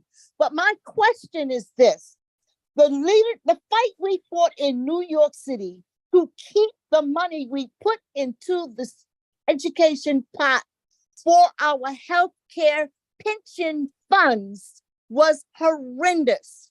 If they can take back all the gains of the 60s that we fought for as the working class, and it is the Democratic Party that controls these union bosses that are making these decisions, reparations will not mean much. If we don't educate the people to understand how colonialism works with its boots on the ground in every single institution, our pensions, our hospital administrators, the police officers who claim to be for the community, they can't stand up unless we understand how to defend them. And I'm thinking of the brother that Sister Belinda Park introduced us to, Brother Cavalier, who refused to be a Black Nazi. So what I'm asking Cam and the rest of you folks, what does reparations means if they can take our pension plan, if they can hike up the way the middle class gets taxed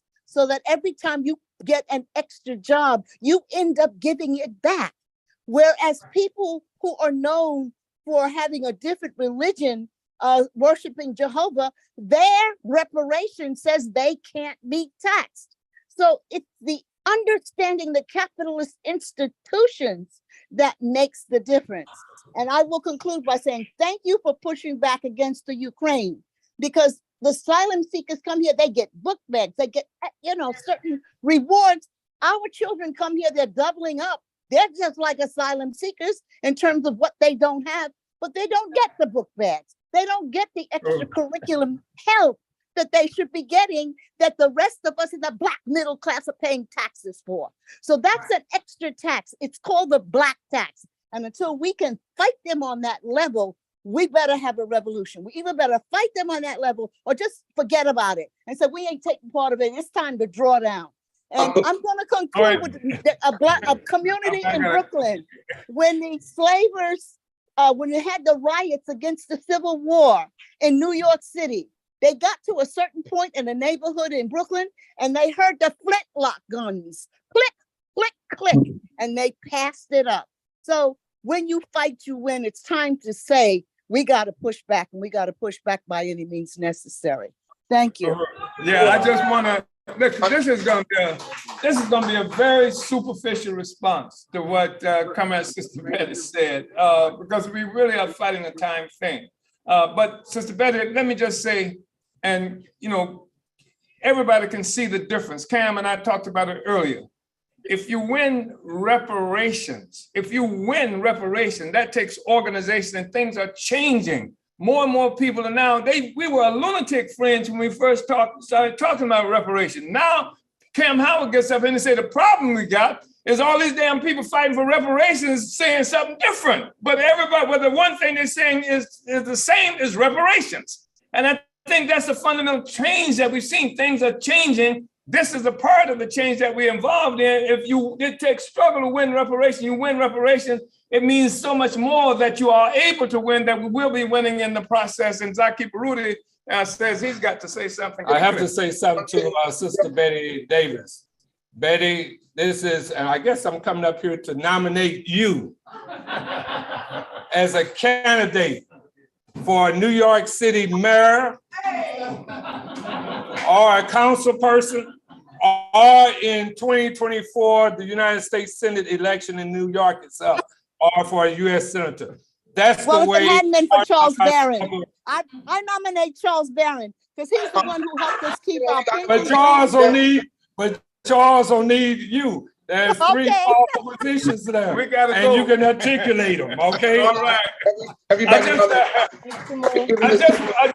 just want to say this about the neo-colonialists, about the white power and black face. As we take on what we are talking about now, this trajectory that we are establishing, as we expose the social system and expose the neo-colonizers themselves, as they become exposed, then they become useless to white power. And when they become useless to white power, and increasingly as that happens, you see them being kicked out of the way. That's part of what's happening right here in St. Louis and other places. When they become useless or problematic, then they start facing sentences and indictments and all these other kinds of things, or some other ways they will come and get rid of them. They do it every time. They're only good when they're useful. If they are not useful to them, and we can make them useless to white power by making them ineffective and exposing who they are in our own community. So I want to move this agenda forward, because otherwise there are people who claim to love me, who are involved in this project, and they're going to start saying dirty things about me for letting this thing go on too long. So, and I just want to ask Brother Dawood, if you could, if you wouldn't mind just at least stating your question, and then we can move on. Perhaps your question can get answered as we're talking, but I just want to at least get your question heard, and then we have to move the agenda. Brother Dawood is a member of the steering committee. He heads the reparations working group. He's out of California.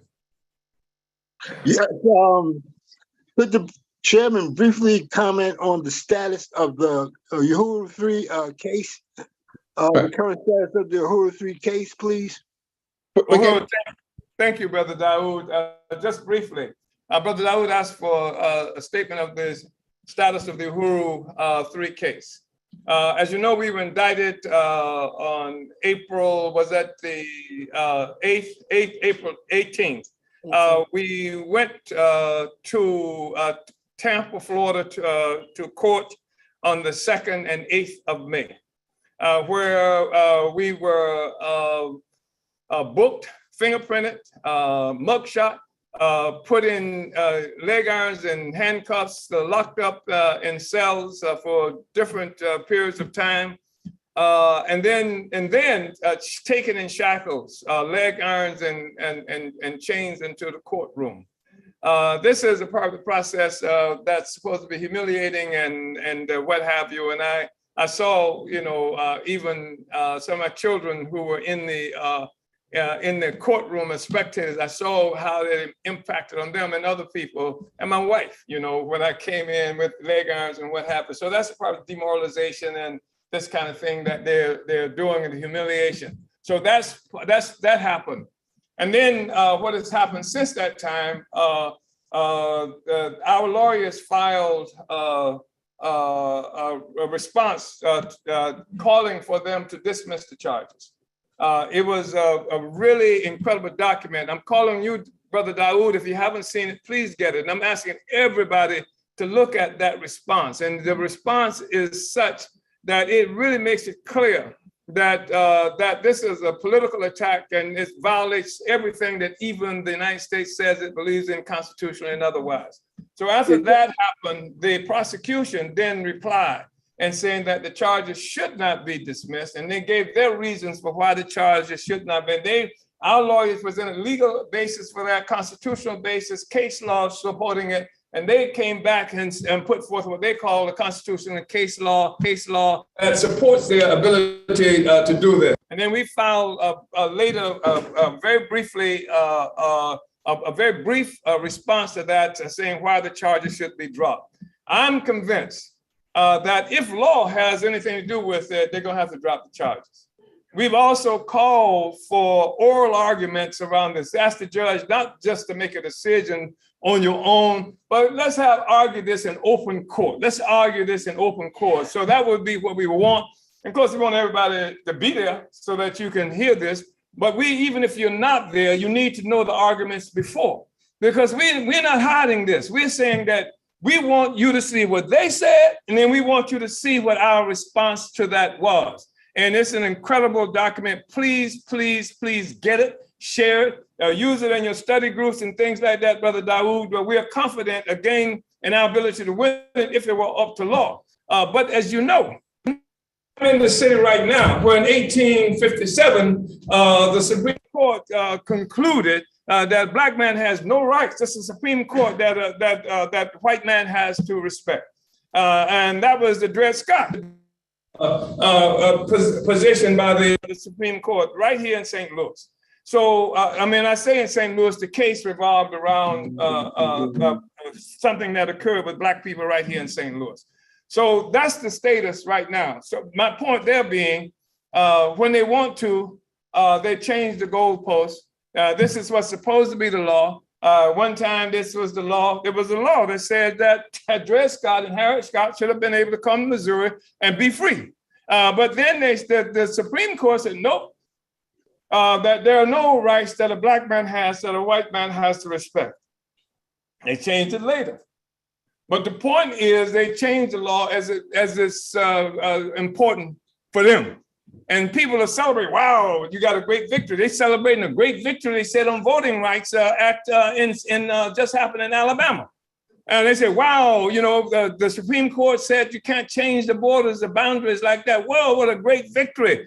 But they don't have to change the borders. If you're going to do something in an election that they don't like, and they can wake you up at 5 o'clock in the morning with grenades, flashbang grenades and tanks and military forces, what victory have you got? You don't have a victory at all as long as they can handle it in that fashion. And then look at everything else that's happening in Alabama and tell me we got a victory. We just had a family just came in here talking about what's happening to Black people in Alabama, especially in the prison system. So I don't know, Dawood, was that helpful in terms of? Is the response on the BIBC website? We're getting. I'm sorry. Go to handsoffuhuru.org.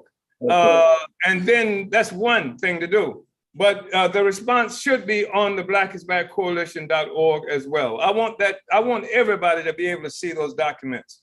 I want everybody to be able to read them. We're not opposed to free speech, right? And so let everybody see them. Let everybody come to your own conclusions about them, right? Become the jury. unofficially become the jury right now in this trial. All right, Donald? And we are about to have the chair of the Hands Off Uhuru campaign. This is Sister Mwezi Odom. She's about to come up right now. And so she will also give an update of what's going on and what we can do. And we should also know this much, that the Hands Off Uhuru campaign has decided they're co-sponsoring this march on Washington, march on the White People's House in DC on November 4th and 5th. So I'm very, very proud to introduce this next guest who has been doing a tremendous job. And her name is Sister Mwezi Odom. She is a leading member and organizer in the Uhuru movement. And in January 2020, she joined the African People's Socialist Party-led mass organizations of INPEDUM, AFDEP, and ANWO to return her skills and contribute to the African liberation struggle. Using her skills and training as a counselor and educator, Mwezi unites with the principles that her skills do not belong to herself as an individual, but rather to the whole African nation and its development. With this, Mwezi established the AFDEP Mental Health Committee and built dual and contending power programs and events in the interest of offering genuine support to African people suffering from mental and physical health problems caused by colonialism. In November 2021, Mwezi joined the African People's Socialist Party. In her capacity, she served as the administrative assistant to the Office of Chairman Omali Yeshitela, and is the chair of the Hands Off Uhuru, Hands Off Africa Defense Campaign. Mwezi is a proud African woman, a lover of African internationalism. She believes Africa and her people will be once again free and self-governing. And she is the mother of two of Africa's best daughters, Sister Mwezi. This is supposed to sort of be like a co-presentation between you and I, 40 minutes. So you got 20 minutes, but if you need more time, you can even grace you with more time if you're going to need a little bit more than the 20 minutes. Uhuru, sister! Uhuru. Wow. Thank you so much for that introduction. Vice Chair, Sister Lisa Davis, I really want to just take this moment to salute just the profound 14th annual conference of the Black is Back Coalition. It is clear that, you know, when we say not one step backwards, this is it. And when we get on the ground on November 4th, you will feel it and it will be felt around the world. And I'm just very excited to be here. I just want to salute all the presentations before me. I do want to just really salute the members of the steering committee, the presentations from Sister Betty Davis, Sister Belinda Parker Brown, Reverend Pinckney, President Matsamela, Comrade Ralph Pointer, as well as Zaki Baruti, S.G. Luwezi, Kinshasa, Cam Howard, and the chairman, Omali Yeshitela, the chair of the Black is Back Coalition, and that great recap of where we have been and where we are now, which is what I'll talk about from our secretary, Elikia Ngoma. So comrades, I know we are gonna be going back and forth, you and myself, Sister Lisa Davis, and I'm excited for that. And what I'll do is just kind of speak about where we are now. And we just heard the chairman give an update about the Uhuru 3. So please, if you want to read the motion to dismiss, go to handsoffuhuru.org. You'll find it on our homepage if you scroll down just a little bit, as well as on the Black is Back page, that information. If it's not there already, it will be. And if it is, comrades will put that in the chat for you. So comrades, we are in a very exciting period. As we know, here we are building for the 15th annual Black People's March on the White House. And as the Hands Off Uhuru campaign, or counteroffensive, as we said, has built momentum over this past year, we are riding on the momentum of the Black is Back Coalition, who has been leading these very profound and important marches for the liberation of Black people under this great coalition. And so the Hands Off Uhuru, Hands Off Africa counteroffensive on July 8th initiated, made a call out to all organizations and to the people, individuals, to help in building this anti-colonial free speech movement. And what this anti-colonial free speech movement is represented in is now the Hands Off Uhuru Fight Back Coalition. And you can find more information about this by going to handsoffuhuru.org/coalition. But I will be reading some important points and talking about that in just a moment. So the one thing that's really important about this call for building this anti-colonial free speech coalition, which is called the Hands Off Uhuru Fight Back Coalition, is that we are seeing that right now we are in the process of winning everyone into the significance of this, of what, the getting behind the demand for free speech and anti-colonial free speech, as we just heard from Comrade Cam Howard, who just gave a presentation, explaining and, reminding us that what they're going to have to hear is all the struggles that the Democrats don't want to hear, that the Republicans, that other anti-colonial or that other colonial forces that are anti-revolutionary, anti-freedom of speech, anti-liberation for the working classes of the world don't want to hear. And this is what we're going to be bringing on November 4th.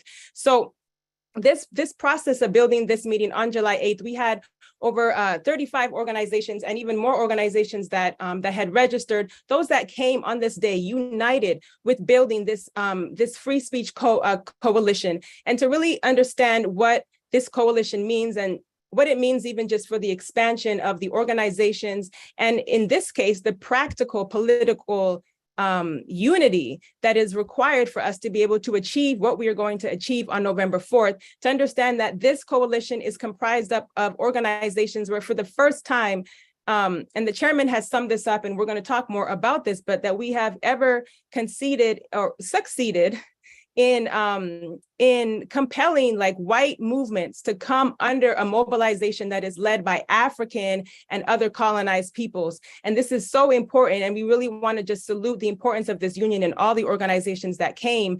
And this gives us the potential to really make a difference on November 4th, because what we have, especially in terms of what has been done in the past in regards to the opportunism and the sellout and the selfish interests of the through the counterinsurgency to crush the African liberation movement, to crush the liberation movements of all of our people. So this coalition centers colonized people. That's important to understand. This coalition centers colonized people, and all of our struggles are going to be coming under this coalition of the Hands Off Uhuru Fight Back Coalition. We'll take it to November 4th, and we'll take it to the to the elections in 2024, and we'll take it towards victory. So I'm going to just in a moment, the website will be pulled up because I'm going to probably just mostly read from the website, because I do want to read the statement that was the statement of unity, which is what everybody who attended this meeting and those who came later were able to unite with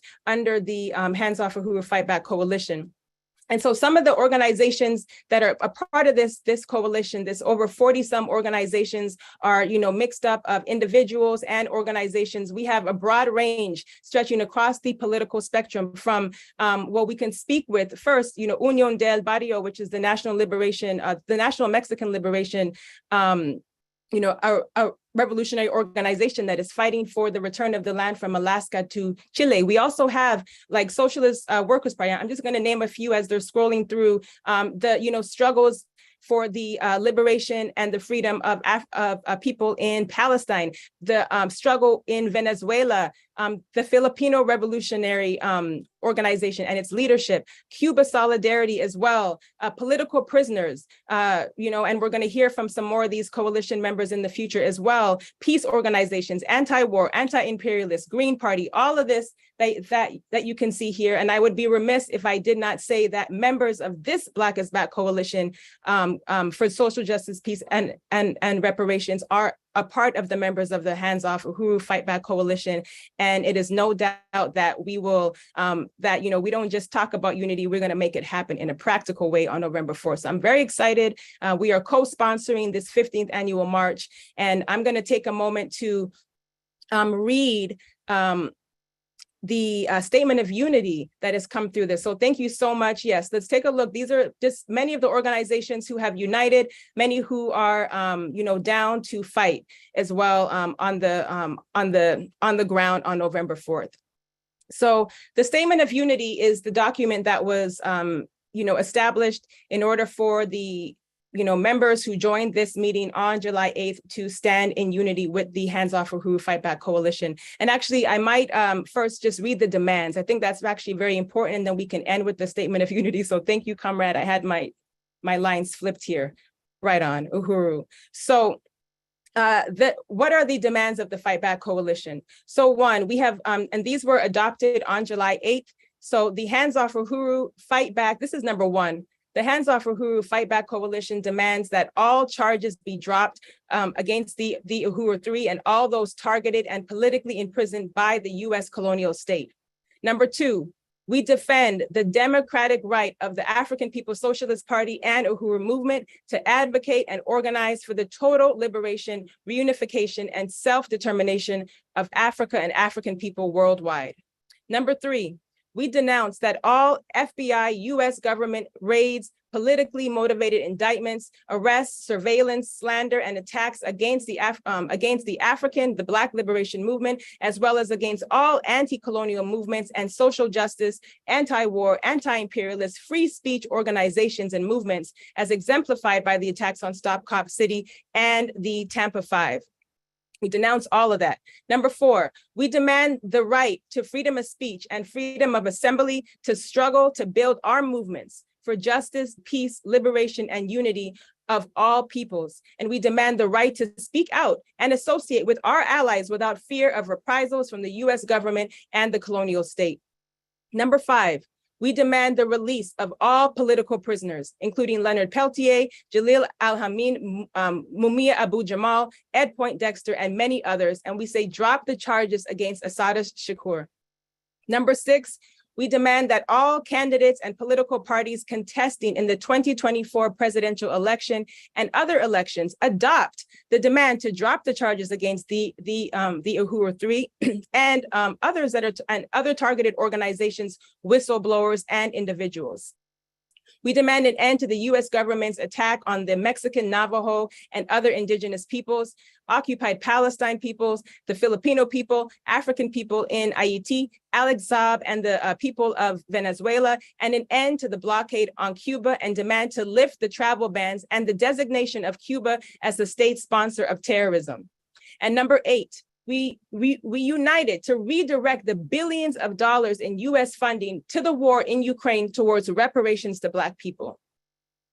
So just sit with that. It was very powerful, list of demands that I'm just so excited for us to take to November 4th. And as we heard the presentation from Brother Cam Howard, like that should just let you know why this campaign, this fight back on all these fronts is so important. And if you're an organization who just unites with those 8 demands right now, you should go to handsoffuhuru.org/coalition. Uhuru. Sister Lisa, did you want to step in? Uhuru, again, dear comrade, it has just been so great working with you and supporting the Hands Off Uhuru, Hands Off Africa coalition in whatever way that I can. And I am just so proud of these demands because, again, I want to emphasize that we are the Black is Back Coalition for Social Justice, Peace, and Reparations. We believe that all of these issues are important, and our stance has been that we're not going to throw the issues of the war away or throw the issues of reparations away or any of these things to try to gain a little bit of, to try to make our voices heard. We think that it's very important. We've been having these demonstrations, these marches on the White House. We strategically chose them in November, which would be right around election time in many years, because we wanted to give that message that regardless of who is in this White House, these are our demands. And we can see that the time is becoming even more critical.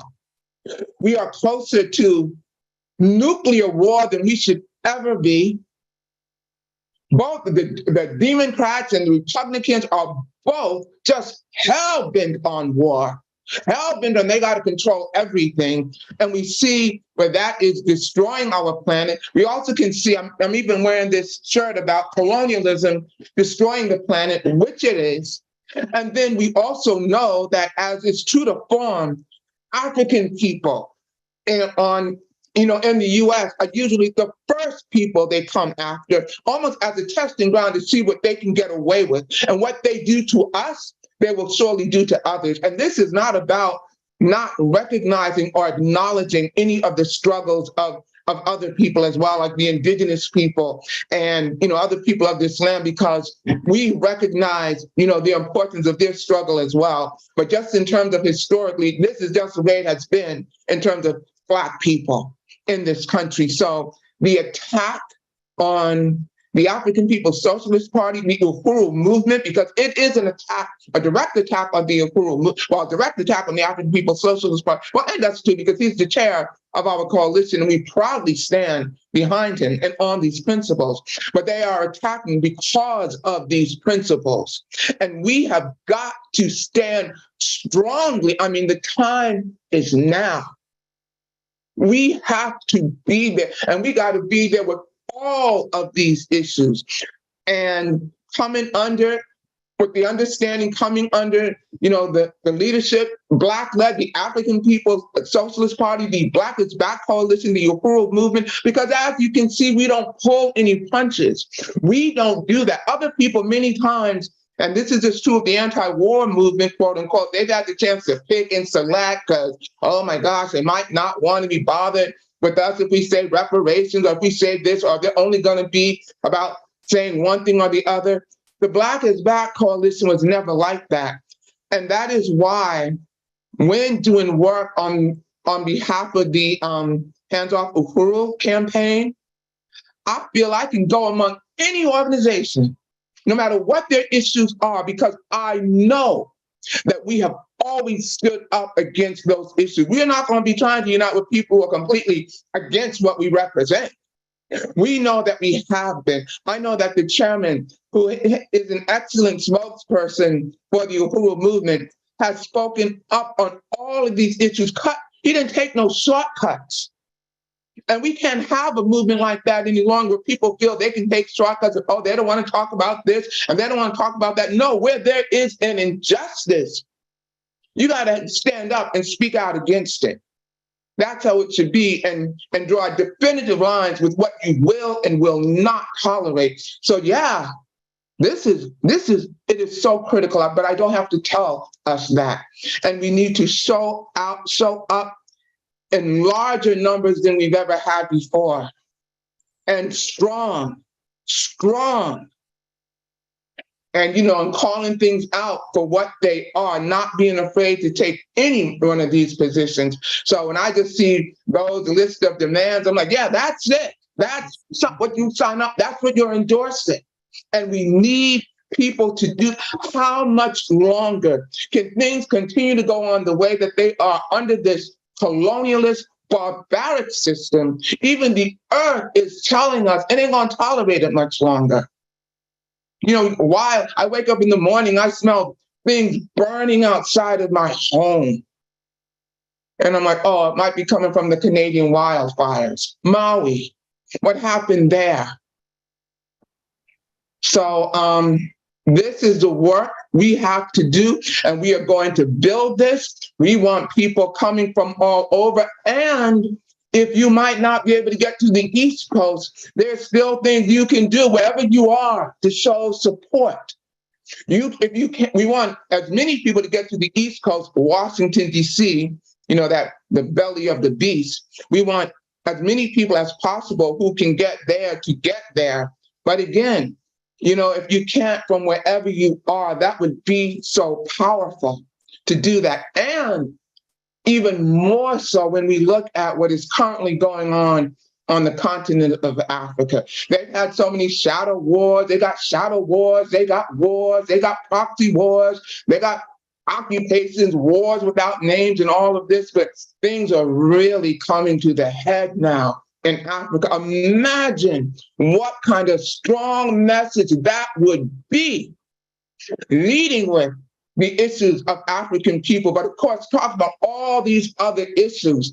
And I think that would just be even more powerful considering everything that is going on, currently on the continent as well. And also, I have to say, I think that's another reason that they targeted Chairman Omali Yeshitela, because he was one of the first people that I heard of speak out against what was going on and how the United States was using Ukraine as a way to get into a war with Russia and all these other things that they wanted to do. He was one of the first people that I heard condemning that. But in condemning it, he was giving some powerful history about Russia and how Russia had never, ever colonized us. They just didn't do that. And like his statement earlier during this during this conference was also very powerful, because it's like, look, to the sister who had asked, what do we think about people carrying Russian flags? Well, the chairman had earlier said they should be carrying red, black, and green flags.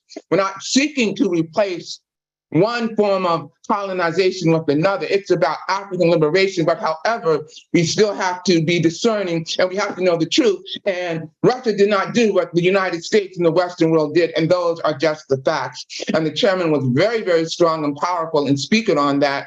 And the response that was coming from social media, at least my little social media world, I consider myself the queen of TikTok among 2 minutes.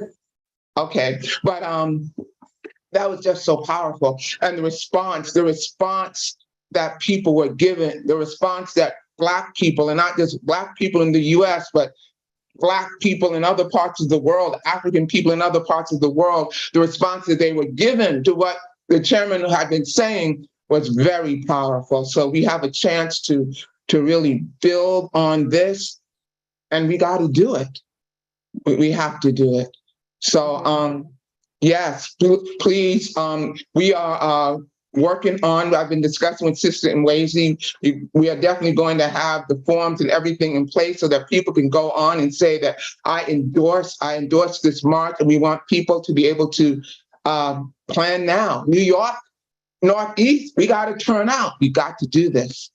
November 4th and 5th in Washington, D.C. Uhuru. Uhuru, Sister Lisa. Oh, was that you, Alikia? Okay, well, just wanted to say, I just really wanted to unite with what you raised and, just the importance of this march. And I know we have a little bit more time in this section overall, so I'm gonna continue with reading this statement. Which, yes, right on. So thank you, comrades. And I want to salute Sister Lisa Davis, because we're going to be out there making this happen. And part of what this statement of unity is telling us is that this is a call to join the Hands Off Uhuru Fight Back Coalition, our endorsement of the 15th annual Black is Back, 15th annual Black People's March on the White House. Uhuru. So I will now read. Uhuru, comrades and friends. Uhuru means freedom. Today, we are facing a watershed moment in human history when our movements for freedom, liberation, and democracy can fight on to victory or be pushed back, silenced, and defeated. This is the moment when we must come together to vigorously win as one and win. We must demand that the US government drop the charges against the Uhuru 3, African People's Socialist Party Chairman Omali Yeshitela, along with African People's Solidarity Chair Penny Hess and Uhuru Solidarity Movement Jesse Neville, 2 white organizers under the leadership of the APSP. Leading organizations of the African Liberation Movement and those working for the liberation of other colonized peoples are coming under attack. The attacks on us as colonized peoples opens the door for attacks on activists, workers, fighting for the common will to express our democratic rights and end to US war machine at home and abroad.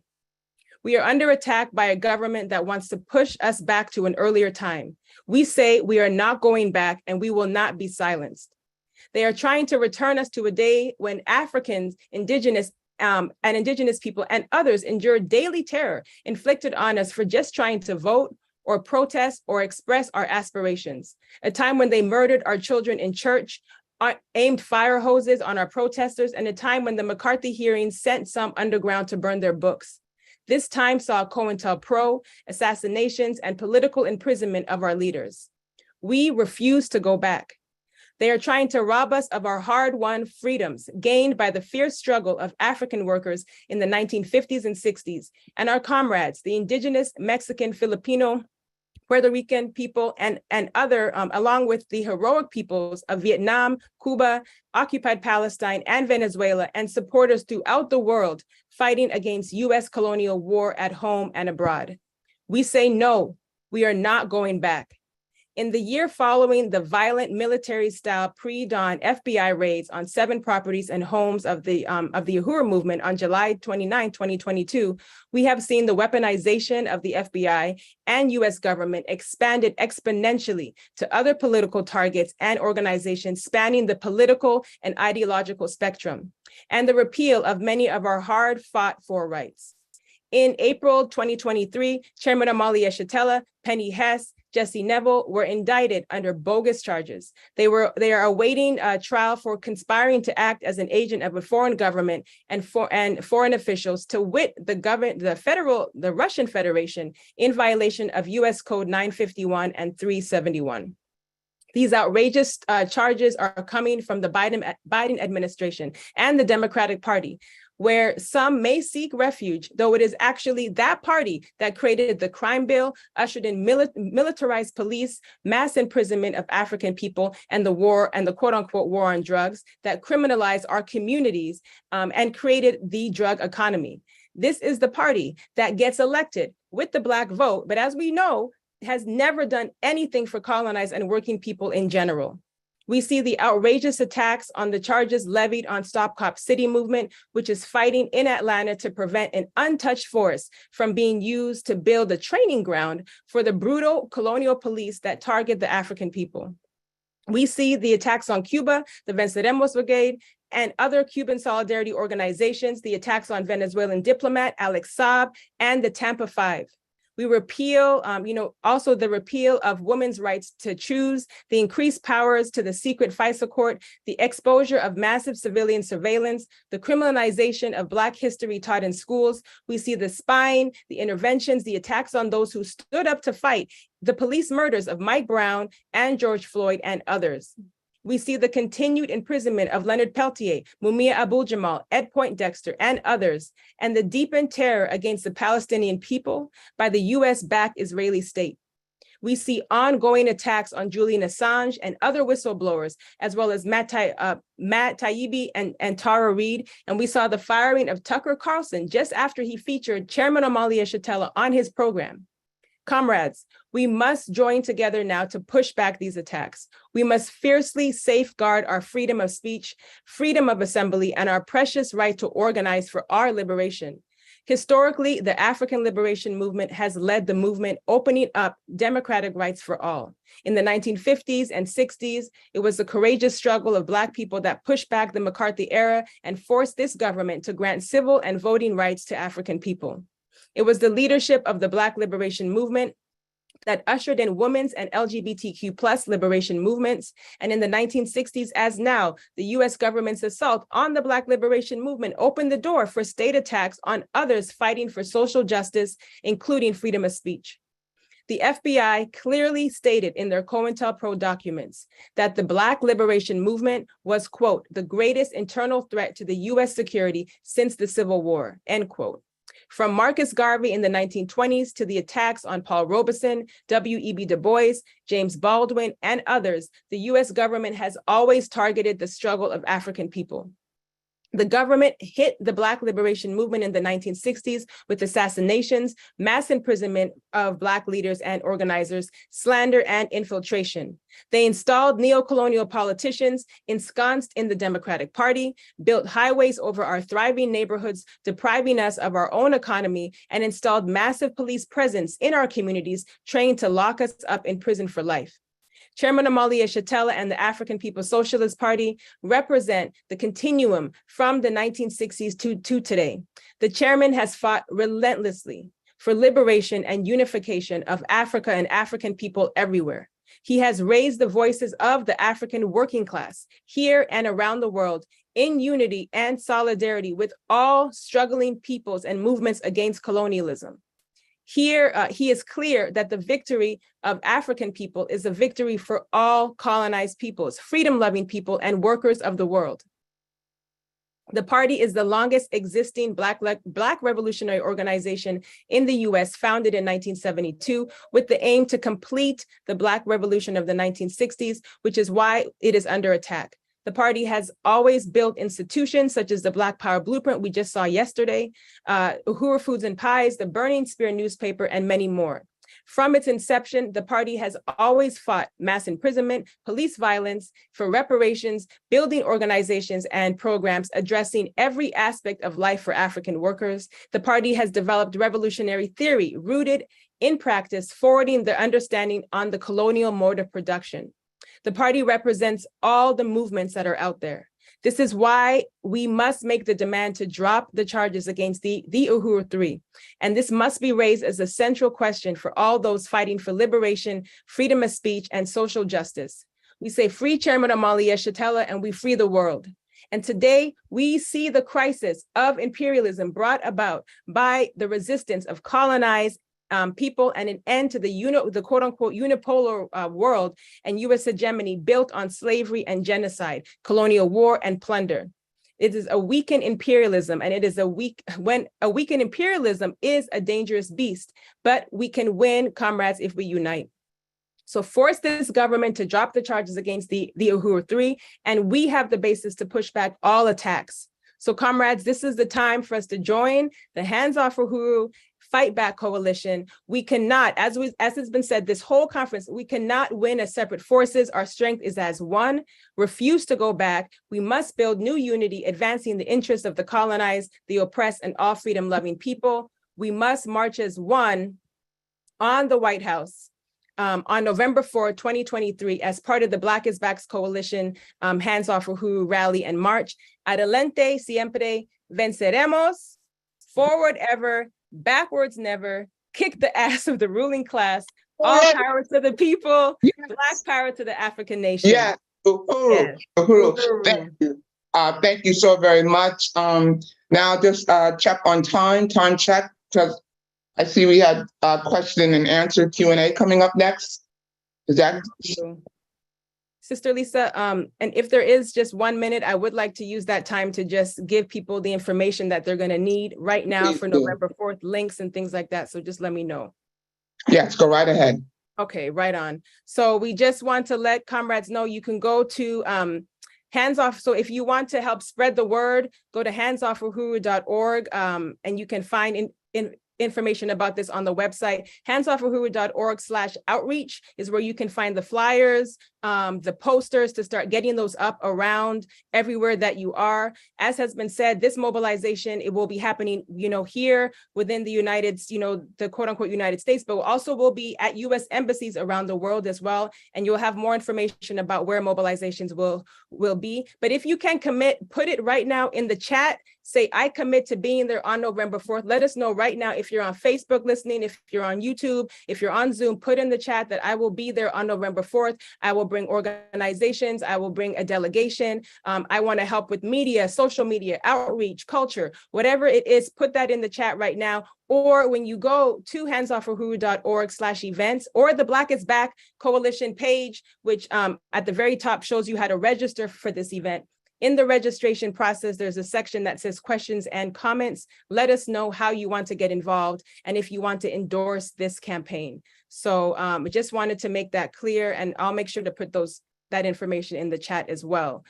We want everybody to know, to have what you need and to be a part of this. And let's make it real and concrete and get out from behind these screens, comrades, and see each other on the ground and fight. So Uhuru. Uhuru, yes.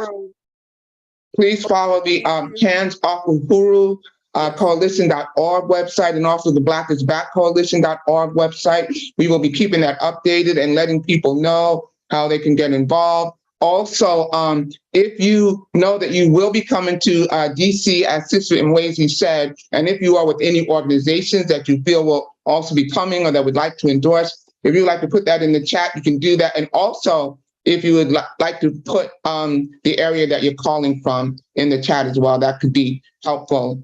Yes, I see Lauren Jackson and Mattoon put that in the chat here on Zoom, and they're going to be bringing people. So keep it coming, comrades. Uhuru. Right. And I also saw... as far as the program, we should move to Brother Jesse Todd with Sanctuary City, Brother Zaki Baruti with proportional representation, and then do a discussion. Okay. Where after I'll come in with announcements, Chairman will come in with the closing statement, and then we'll adjourn. Uhuru, thank you so very much. And like I said, if you would just like to put the area that you're in the chat in case you might be able to connect with other people organizing in your area. That would be helpful as well. Uhuru. And next, we're going to be having, as Sister Elikia said, we are going to be having Brother Jesse Todd, who will be talking about sanctuary cities. And bear with me one second, a moment, please. Sister Elikia, would you by chance have his bio ready in front of you? Oh, I have it right here. I just found it. Okay.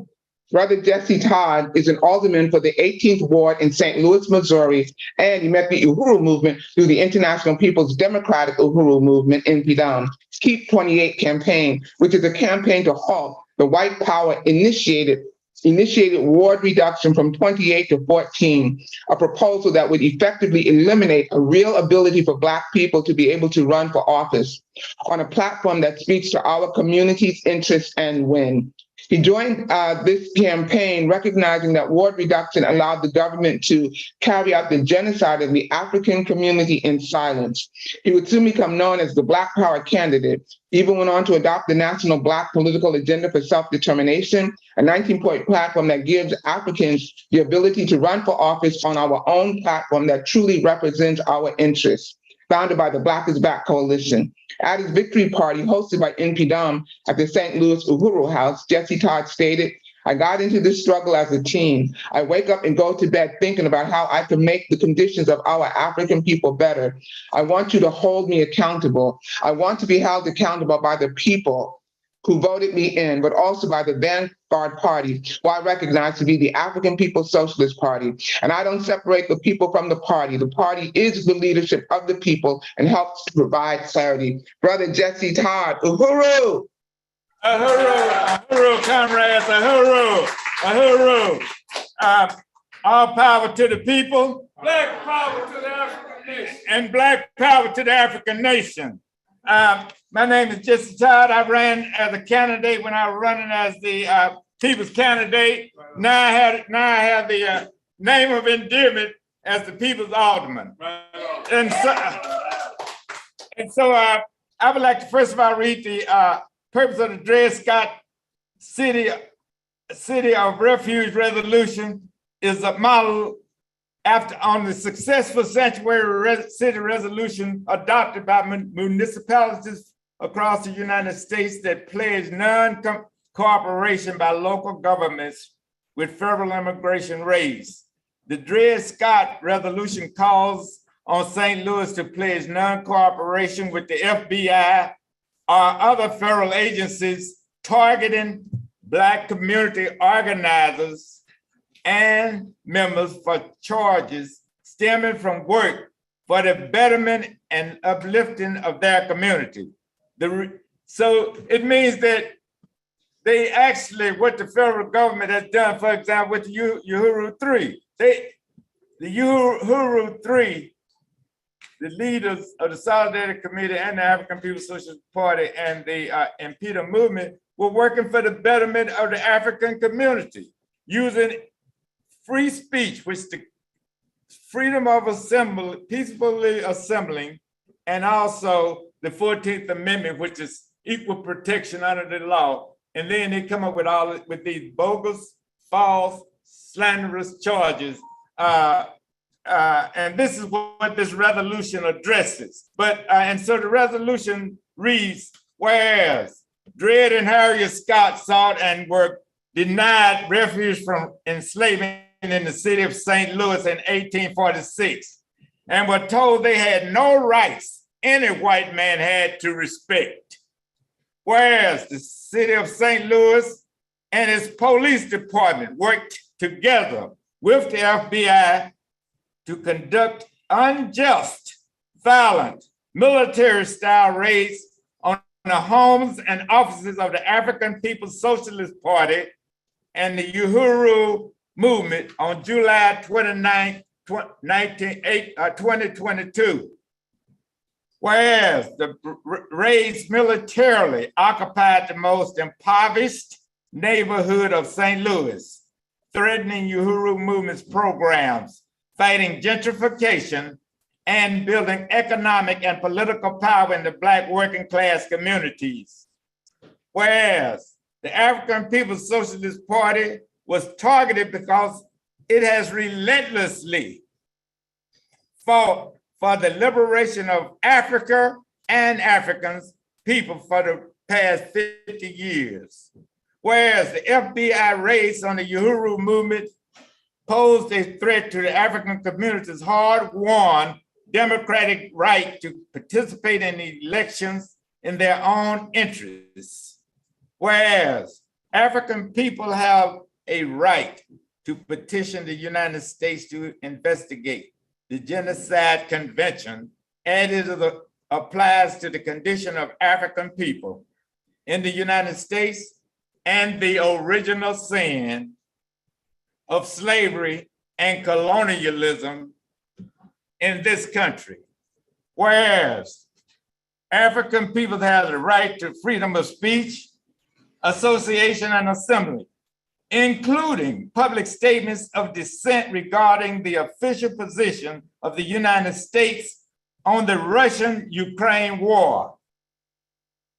Whereas the city of St. Louis has consistently attacked and destroyed African communities over the years in order to promote business and prosperity for others. Whereas the city of St. Louis destroyed the thriving neighborhood of Mill Creek Valley, worked with federal agents to dump toxic chemicals from the rooftops of public housing projects. Whereas the brutal conditions faced by African people in the United States continue today, where 1 in 3 African men born in the year 2000 will be imprisoned in his lifetime.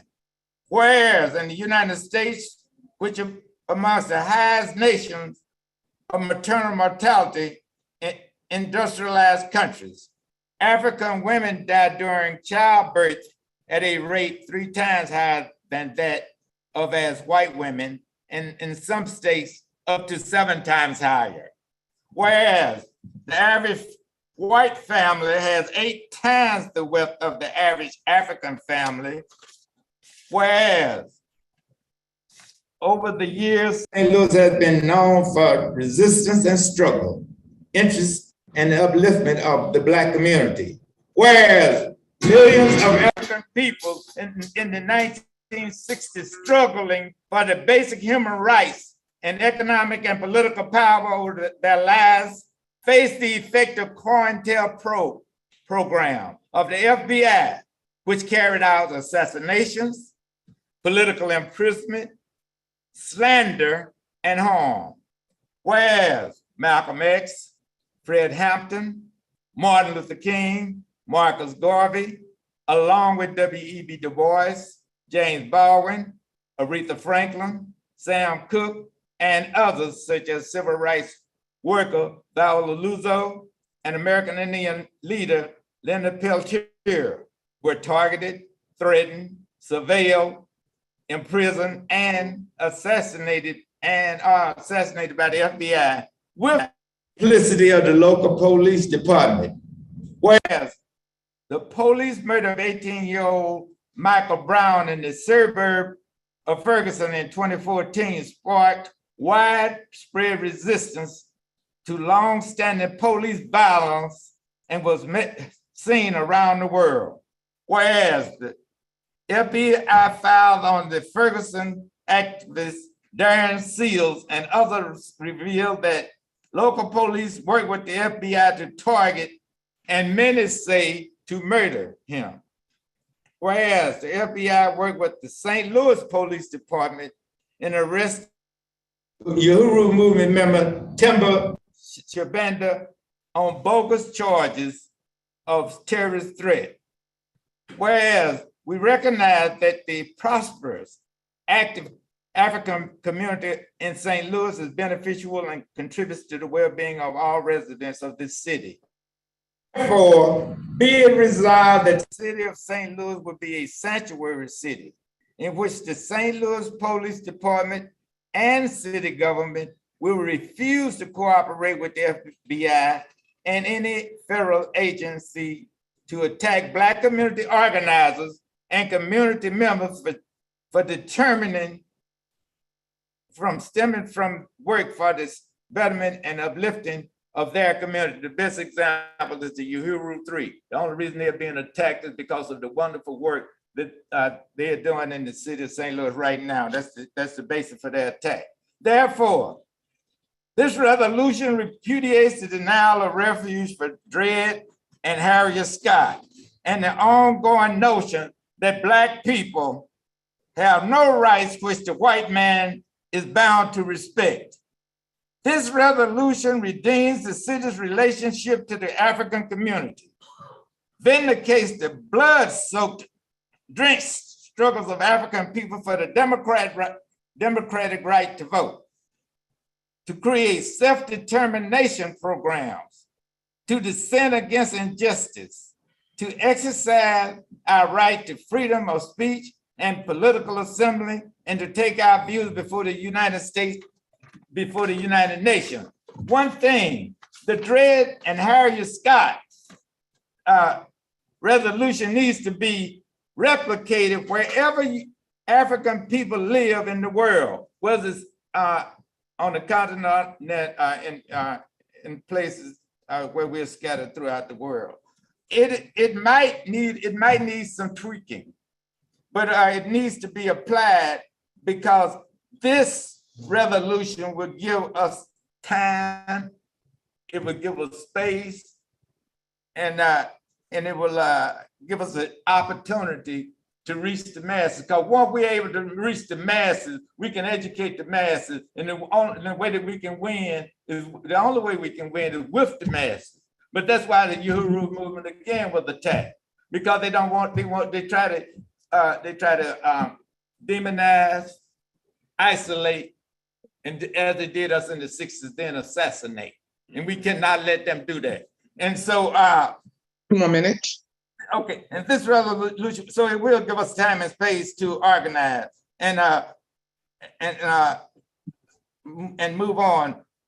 And also this violates our democratic and finally violates our constitutional rights to peacefully assemble, because once we can peacefully assemble, speak, and tell the truth, that's all we got to do. Because as much as we've been attacked since the day that we were kidnapped from Africa, when we tell the truth, we would get our freedom, we would end colonialism, and then we won't have to worry about this vampire sucking our blood, and we won't have to worry about them putting the Uhuru 3 in jail. We're gonna put them in jail. Uhuru, comrade.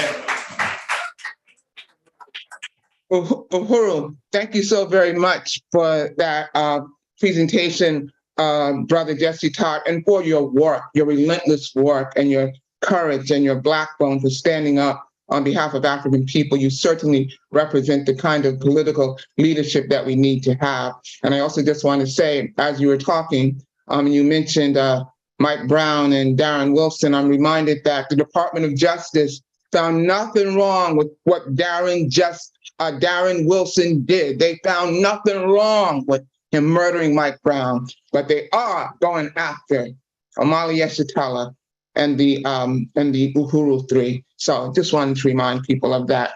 Our next presenter, we're going to have.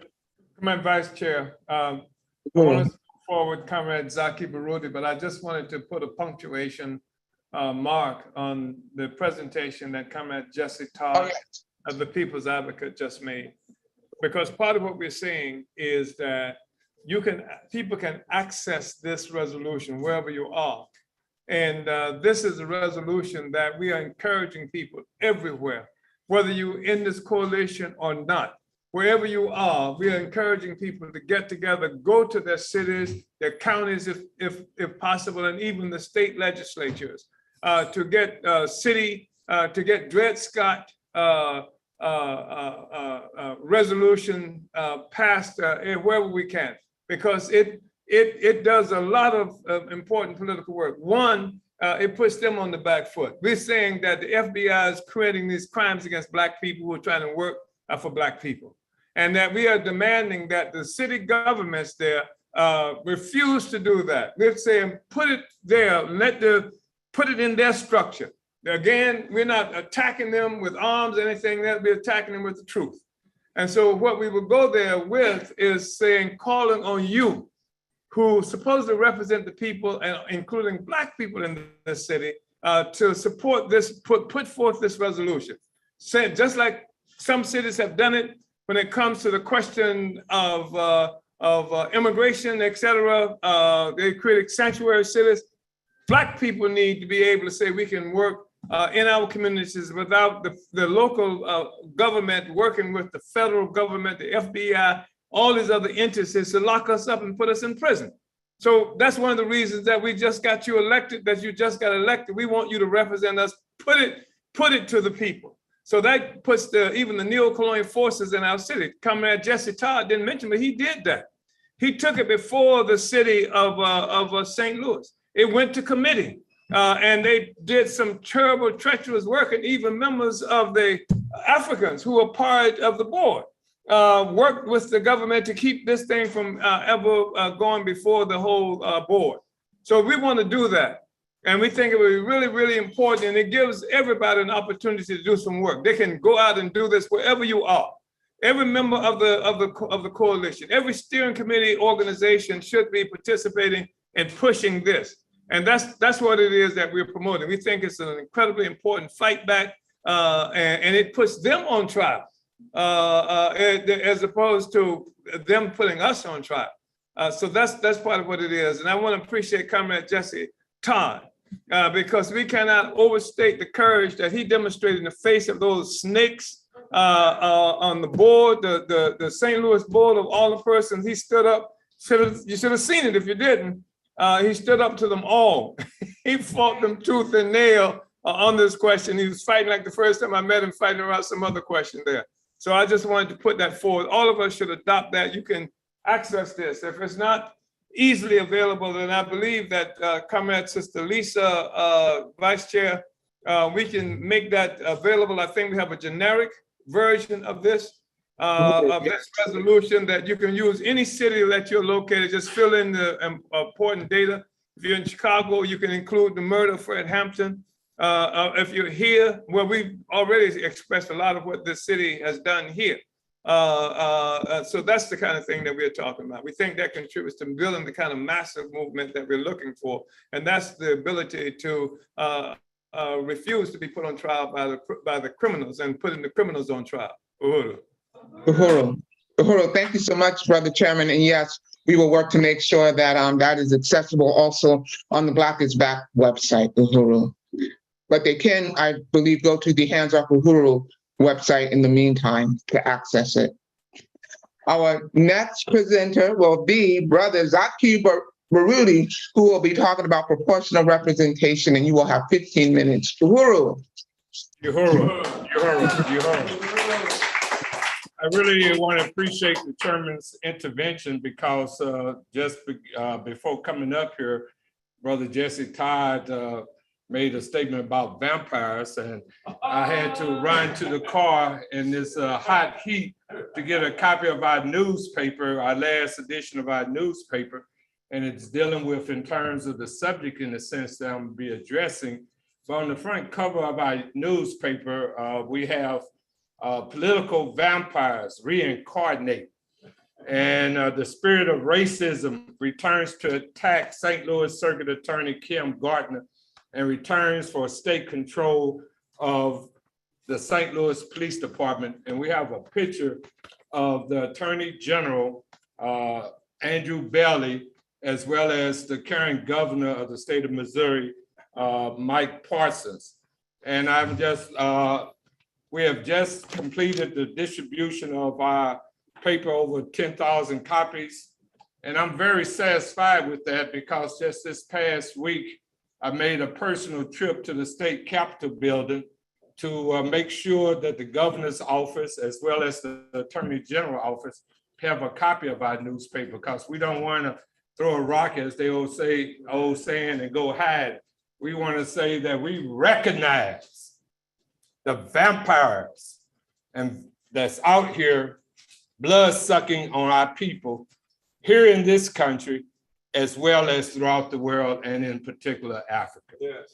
As well as before I make the presentation, when we're doing the international piece, I failed to make mention that I've been blessed to visit the motherland over 10 times, but several of my most important trips, including attendance at the 7th Pan-African Congress meeting held in Kampala, Uganda, which says the theme, if my memory serves me right, don't agonize, organize, which is a task for us in the future.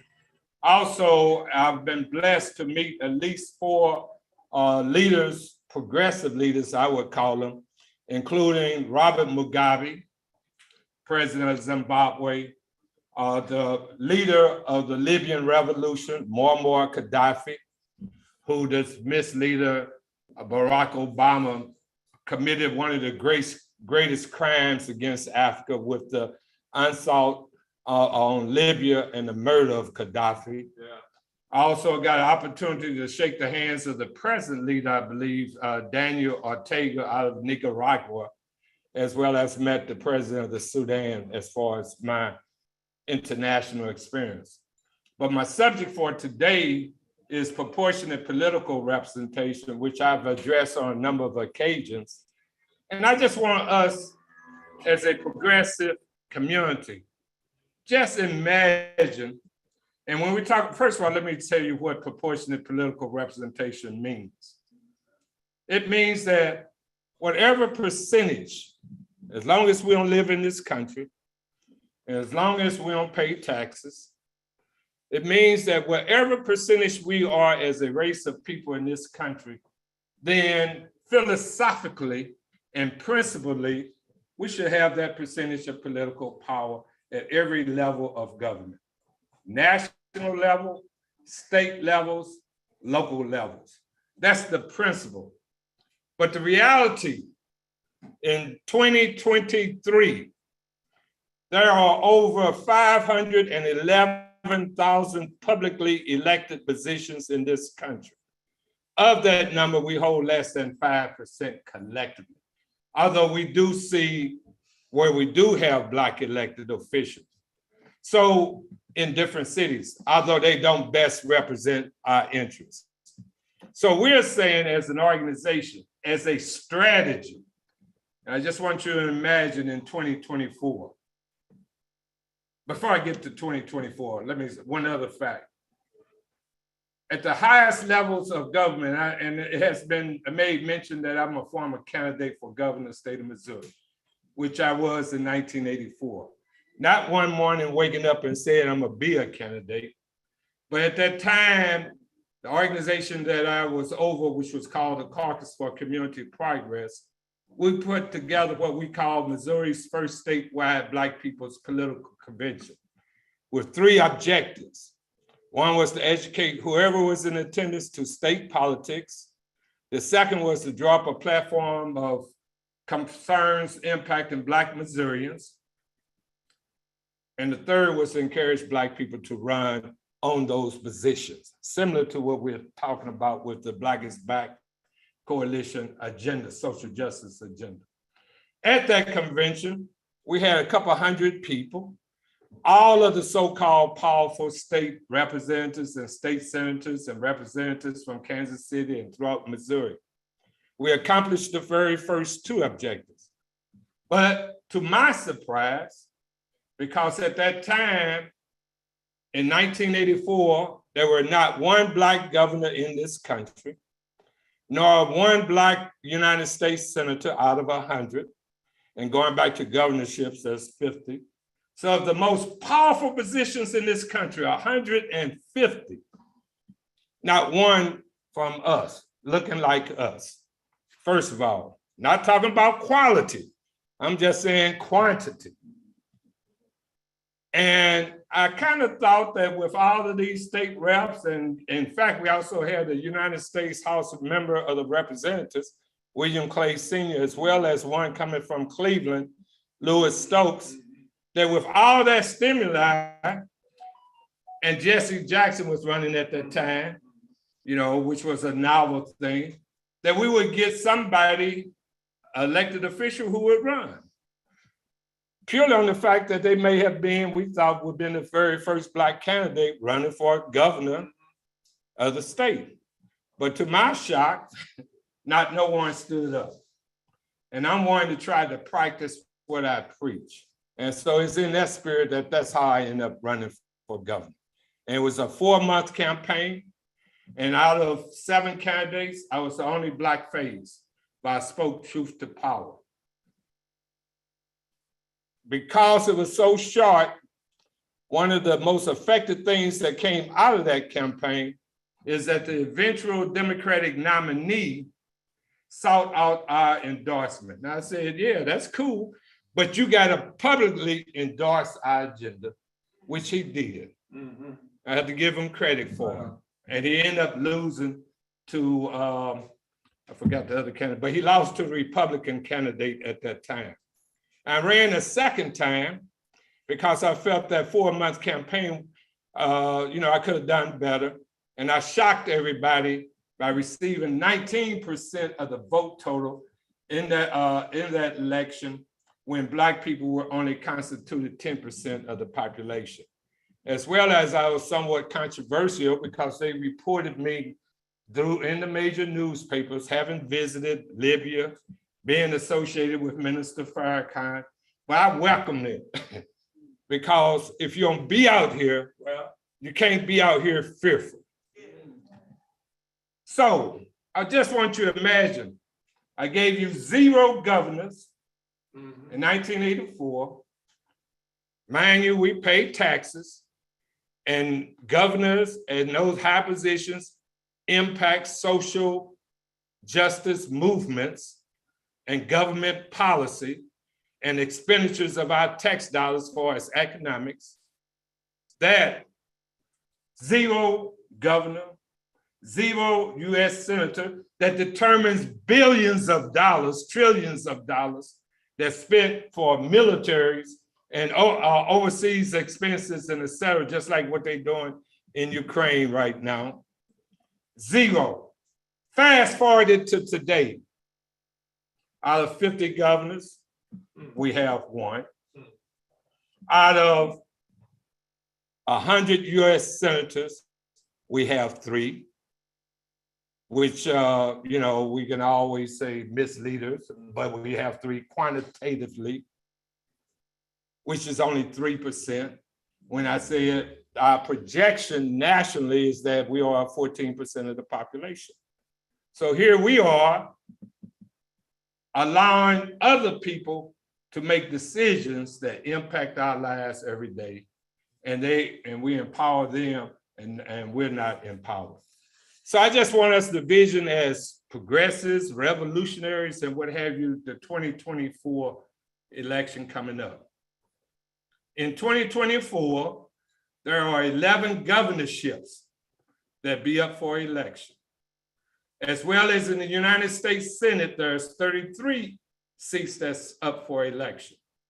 Some states include Montana, we may not have, but just imagine in most of those states that we got progressive people, ideally Black people, but I'm at the point now, if we can get just some progressive folks that enter in those races in the various states, then we say, damn y'all, drop the charges.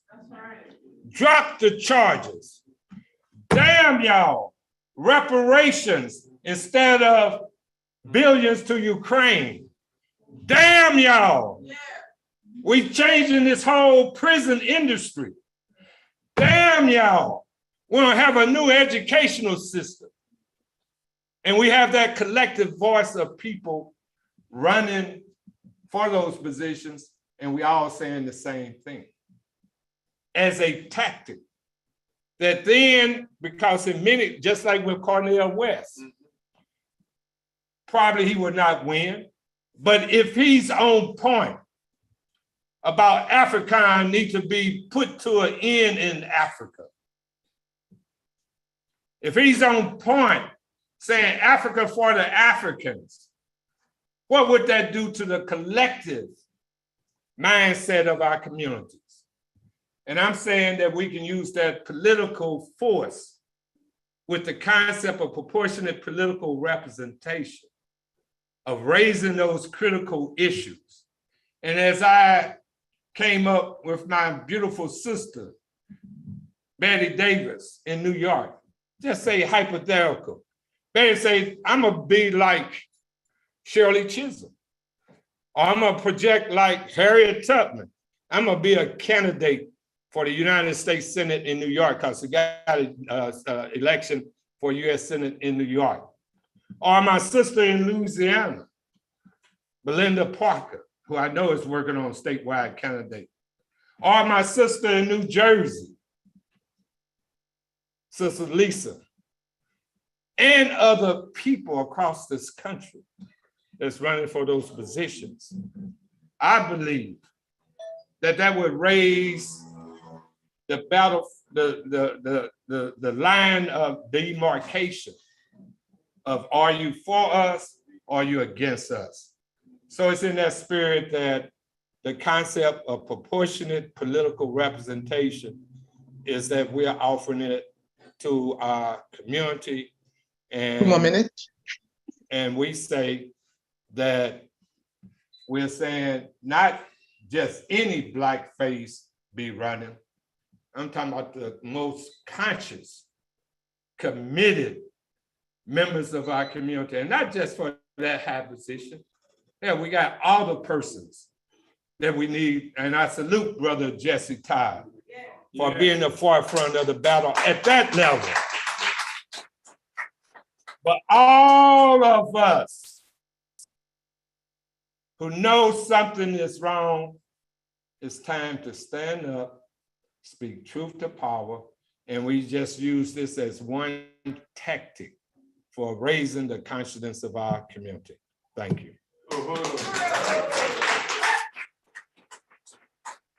Uhuru brother Zaki. Uhuru. Wait a minute, one other thing.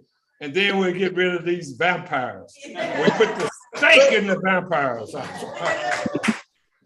Get rid of them. Uhuru. Brothers and sisters, we are coming toward at least the close of this webinar, but we know we are just beginning. But Sister Elikia, our secretary, she has some announcements. Do we have a few moments with any Q&A, by the way? Somebody please help me with the time check. Yeah, I was gonna say we can do 5 minutes Q&A. Oh, okay. So we're gonna take 10. Yeah, 5 minutes Q&A.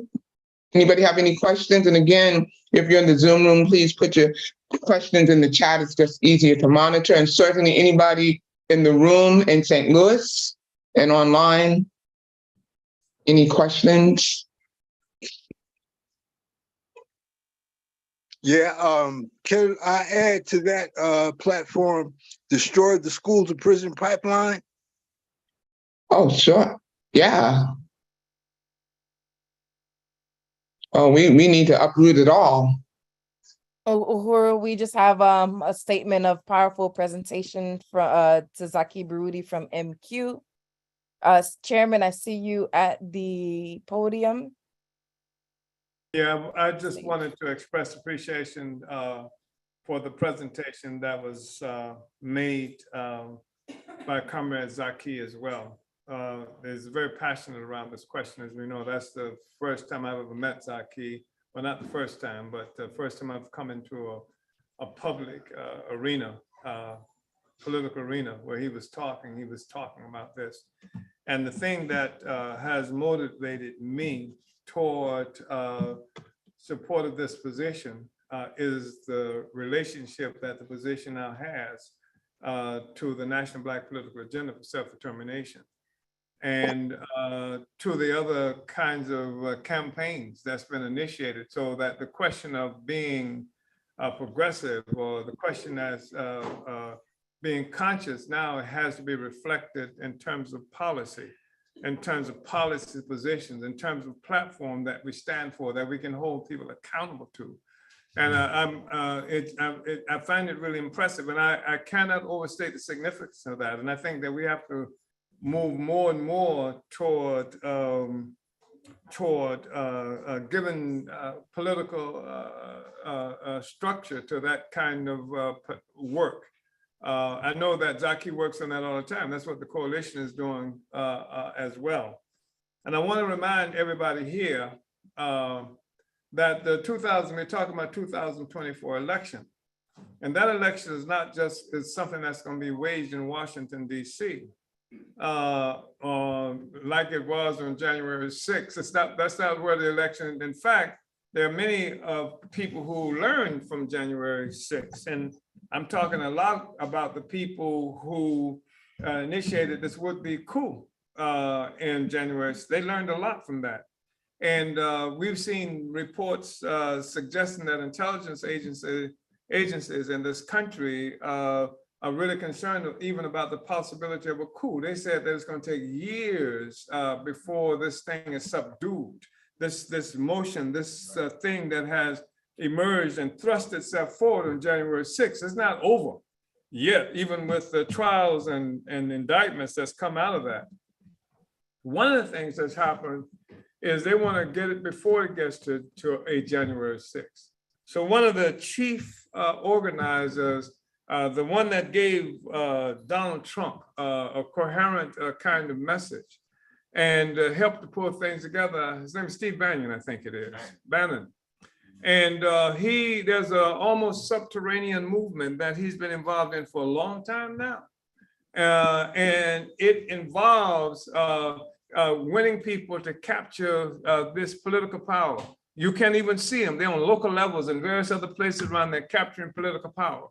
They position themselves to be the ones who can count the votes, literally. They're positioning themselves to be the ones who can actually say where the pollings are going to be, where you're going to be able to poll. They're the ones who are able to make decisions in terms of regulations about how people can participate. They're the ones who will make the decisions about whether you can have early voting or not, this kind of thing. That kind of work is happening on local levels, and they're winning elections in those places. So, and they're the ones who deciding what vote, what registration is legitimate or not. So you go out and get people signed up to register to vote, but those votes are going to have to be given a state legitimacy. And they are putting people in places to do that. So these elections can be extremely important. And the thing is, what we're doing now with Comrade Zaki's support is pushing not people to run for office, but to run on a platform, a program that represents the interests of Black people. And this is part of what's going to make the difference, because Black people don't vote that much the way we want them to vote. And it's not because Black people are lazy. In fact, nobody paid the price. Nobody in this country paid the price for the right to vote that Black people have paid. Nobody in this country had their churches bombed, their leaders assassinated and things like that, as African people did just for the right to join Joe Biden's organization, the Democratic Party. Nobody did that but us. And so that's something that we fought for. And so any notion that Black people are just apathetic is crazy. We are not what other group faced water holes like you saw in Alabama and all the kind of terror that waged against our community for the right to vote? That's not apathy. But what happened was, at the same time, we were moving primarily through this process of seeing elections and the electoral process as the way forward, doing all that work to register to vote. At the same time, what was happening by the time in 2005, that's when we won the right to vote formally. The Voting Rights Act was passed in 1965. What else happened in 1965? They assassinated Malcolm X. And then you saw 1968, they assassinated Martin Luther King. 1969, they assassinated Fred Hampton. In 1969, the attack on the Panther 21. In other words, you win the right to vote, but by the time you can exercise, you ain't got nothing to vote for. Because the ones who've been putting our program trying to put out programs, they've been killed, wiped out all around this country. This is what happened to us. So you got the right to vote, but for what? You can vote for your local John Muhammad. You ain't got no program. They got a program that they're using the Black person to advance. So this is the kind of contradictions that we have been facing with. Now, what we've done and part of through the schools that this coalition has initiated, electoral schools, where we are helping to bring people back to the political arena by putting forth a platform for the people. What platform are we putting forth? We're putting forth Martin Luther King's platform, the Poor People's Campaign. You find it right here. Don't call it Poor People's Campaign, but you see what the coalition is doing and all of the kinds of things the coalition is doing to advance the interests of African poor people. Who else is talking about, has a part of an organization that's fighting for, to remove this entity that calls itself the CPS, that's used to steal our babies, kidnapping our babies all around this country. African women and families being terrorized by this. And then shame to talk about it because the government said that we're unfit. All the time we took care of white women's babies and stuff. Now we suddenly become unfit to take care of our own babies. So the thing is that we can excite people and bring them back to the electoral process, but they got to be brought back to the electoral process as part of what we were doing when we were facing the water hose, when our churches were being bombed.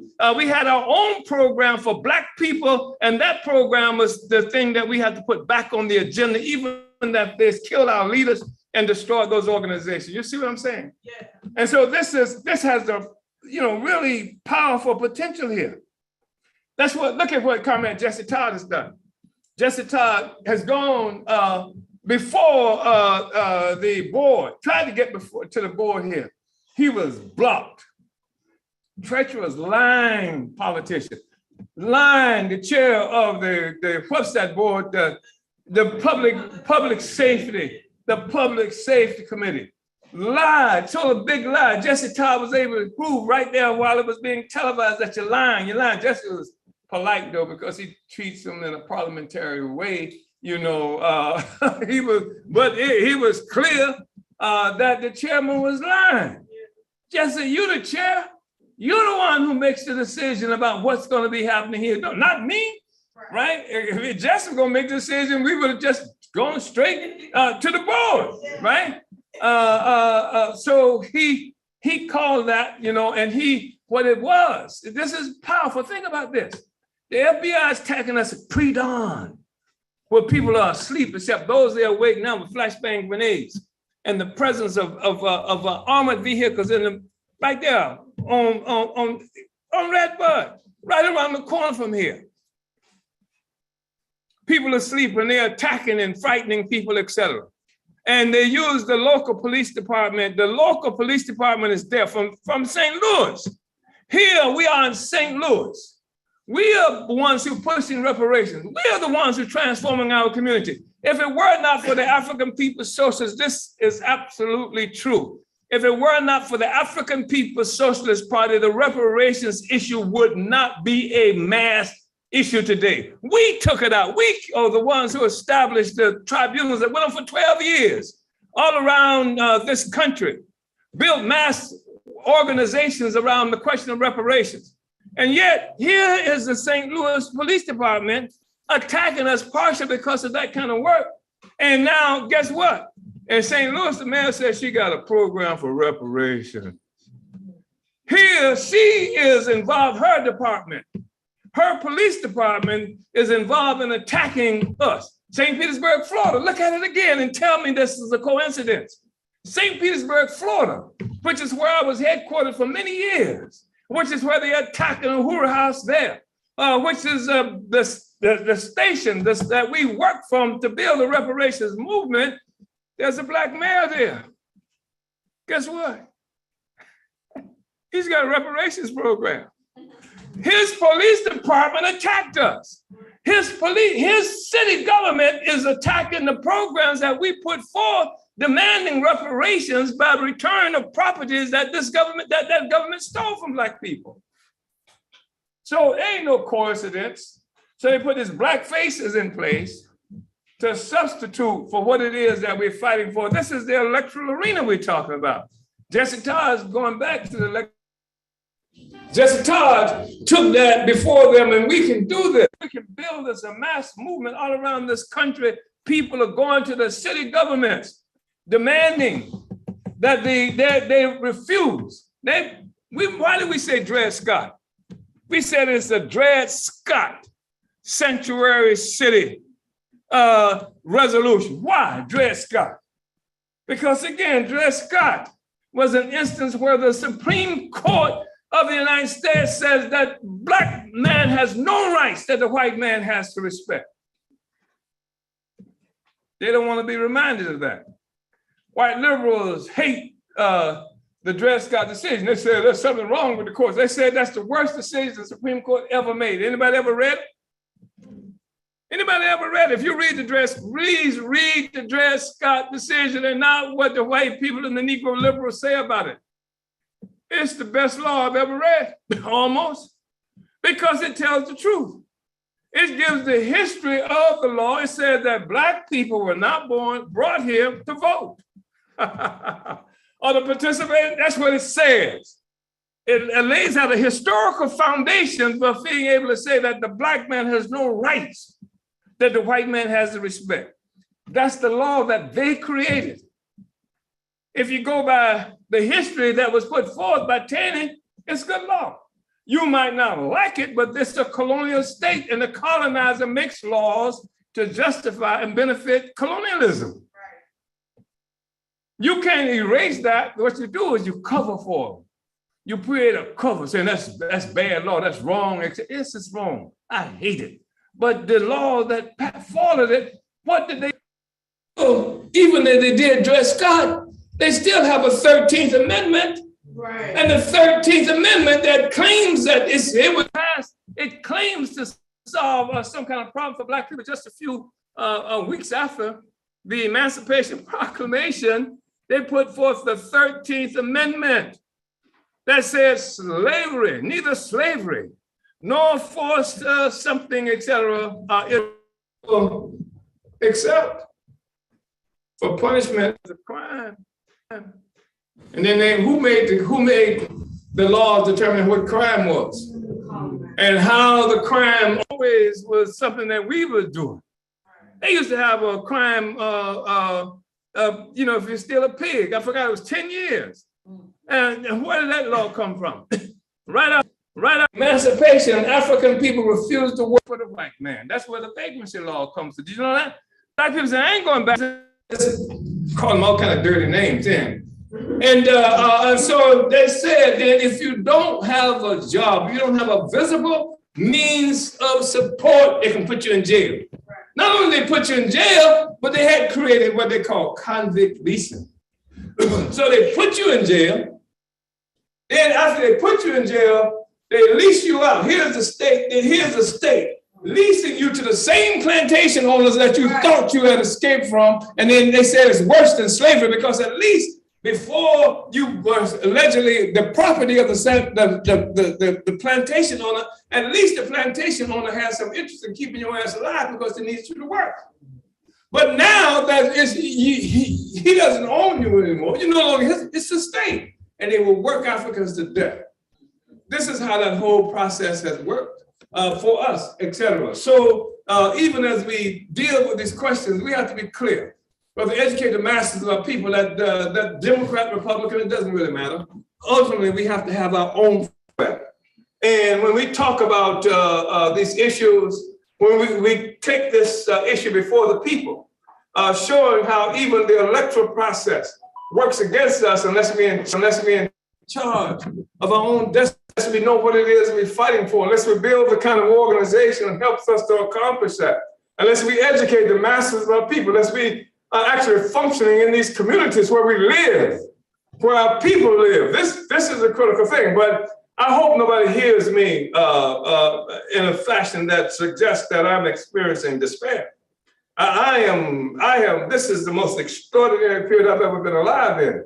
I am more optimistic now. I'm facing a life sentence in prison, literally, right now, but I am more optimistic today than I have ever been in my life, because I know what has brought this thing together.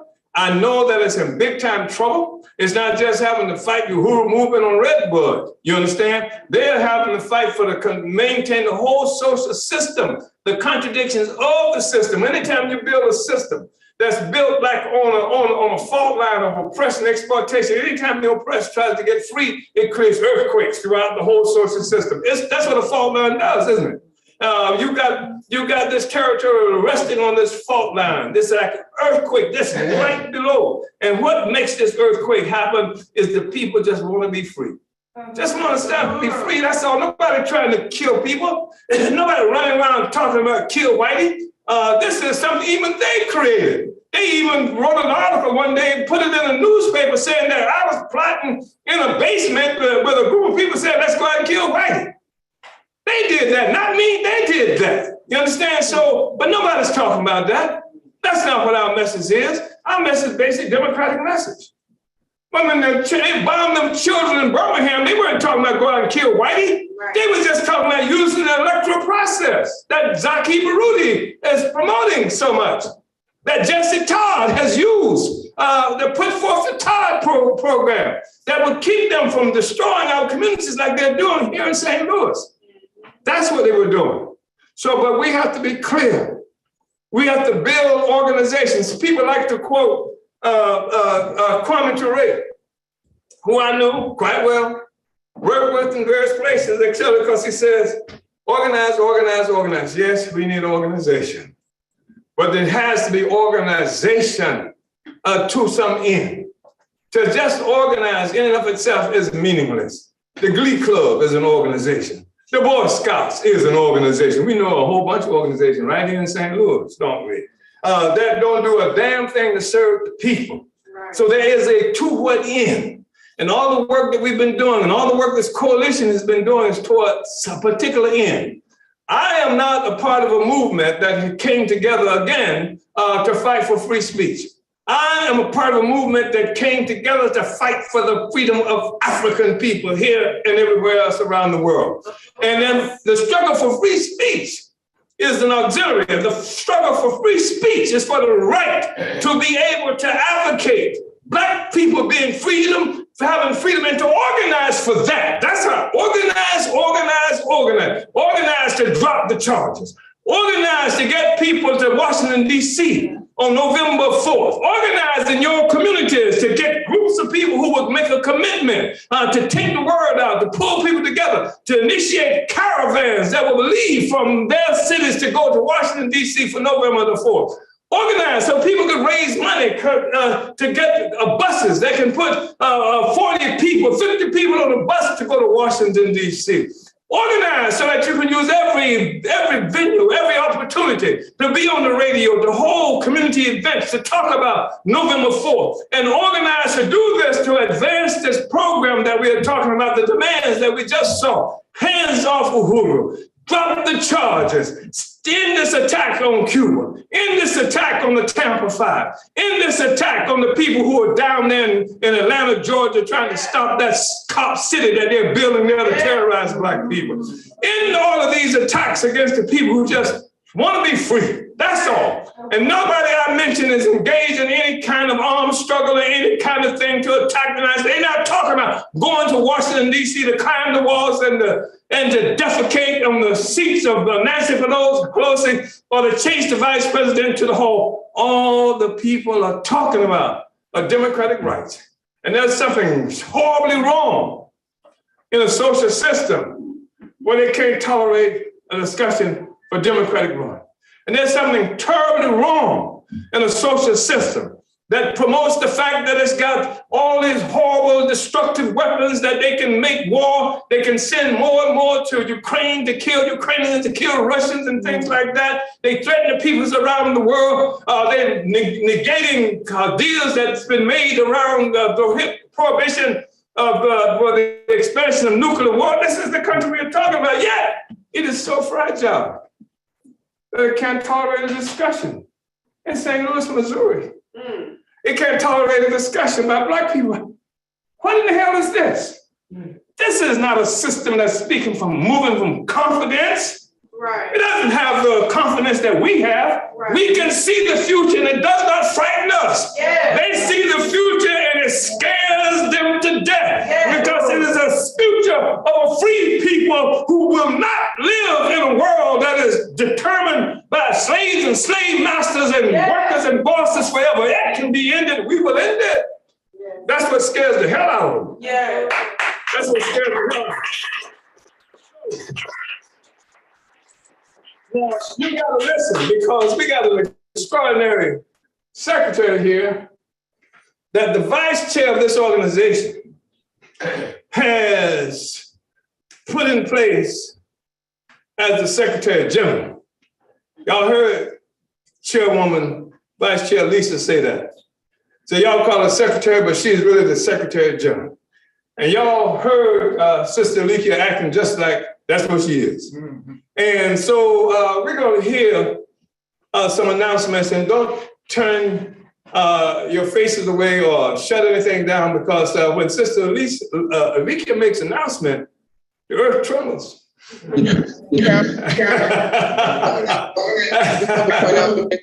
It's ironic that you talk about the earth trembling and that you mentioned earthquake, because one of our comrades in Southern California, Sister Tasha, just put in the chat that they had, it appears to be a minor earthquake, but that they might have to get ready to leave or something like that. So I just wanted to just get that announcement. So earthquakes are often in California, you know.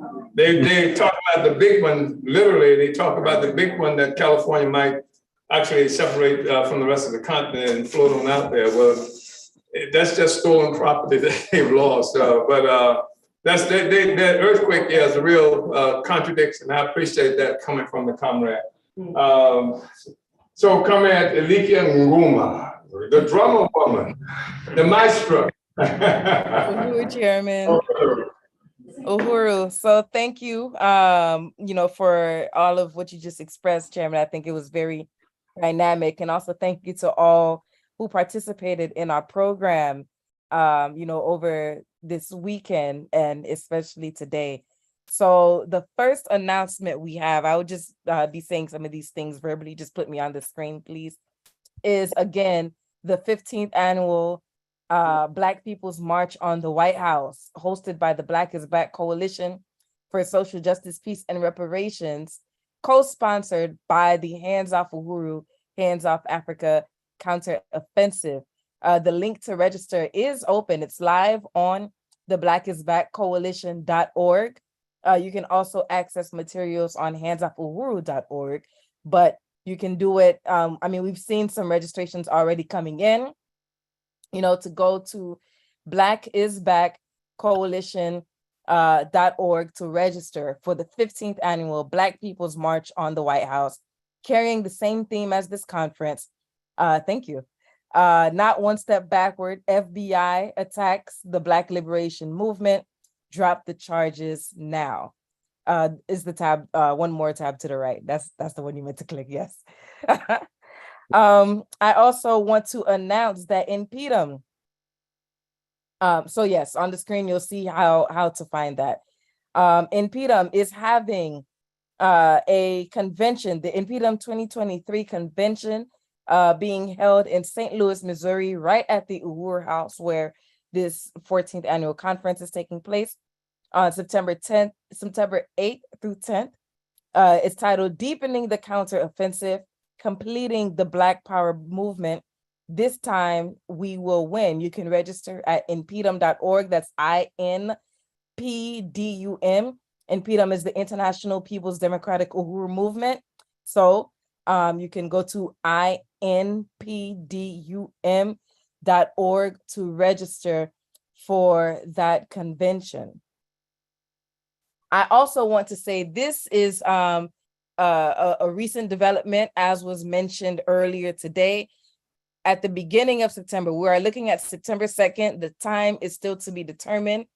A webinar dedicated to the theme Resistance on the Continent, Africa Fights Back, where we had a panel during today's conference where people made brief discussions, as Vice Chair Lisa said, while we were already far in developing our program for this weekend, these things had not taken place yet, but they are. So we decided to, address them in the program and then also create a special webinar dedicated to talking about what's going on the continent of Africa. So just pay close attention to blackisbackcoalition.org.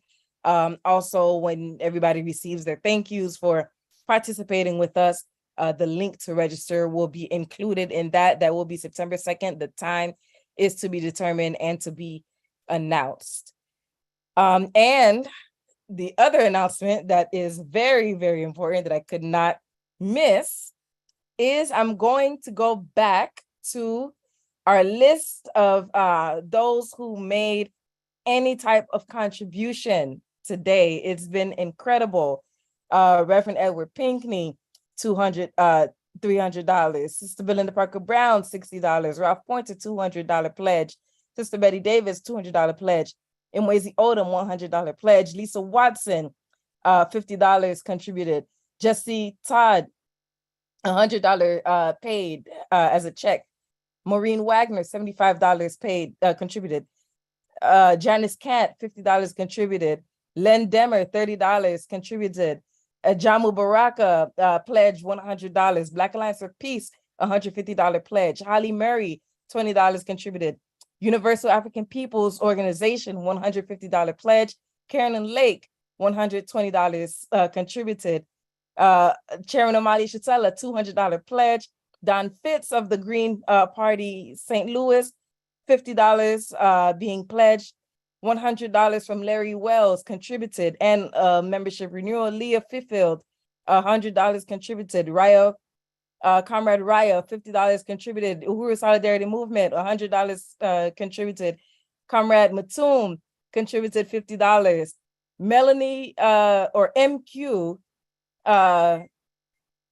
$60 contributed. Nakisa Rice, $50 contributed. Penny Hess, $50 contributed. Rage, $25. Let's see. Tracy Coleman, $250. Also wants a political prisoner poster. And President Ona Zanaya Chatel of the Black Power Blueprint, $100. Let's see. Robert Suberi, $100. I hope I'm not missing it, but I do have the total. And the total is this total includes resources raised during lunch, other merchandise sold, these pledges, and then we had to calculate in advance how much we do owe for the sake of food. So as of right now, our actual total is $3,655. We had to remove $500. It was $4,155, but right now it's $3,655, which means that we did meet and surpass our goal for the weekend. So thank you to everybody who who either renewed a membership, became a new member, or bought the shirt, made a donation, however it is that you supported the Black is Back today. And even if you were not able to make a financial contribution, your participation with us over the weekend definitely still counts. So thank you for your support of the Black is Back Coalition. And those are all of the things that I have for announcements. Uhuru. And Sister Leaky, I didn't recall you saying my name, so that's an extra $50 you got in that total. Uhuru, okay, thank you. Now I got to pay it fast. Fast.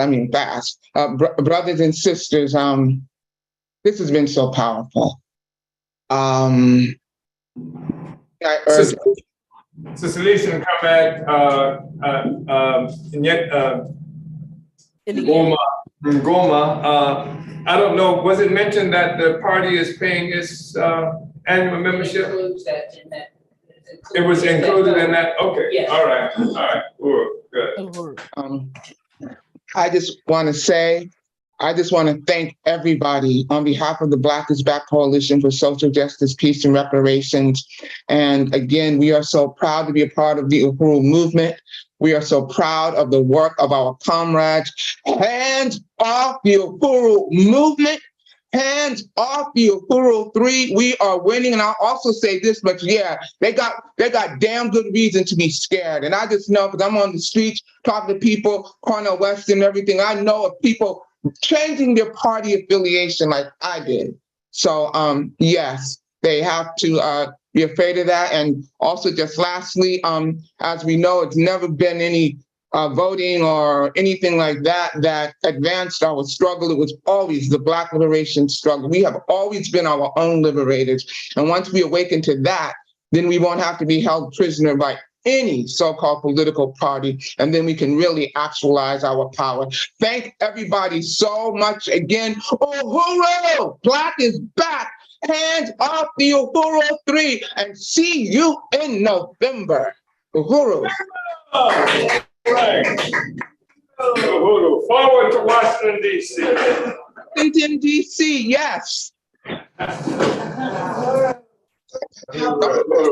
Somebody get me off this line before I go on and on.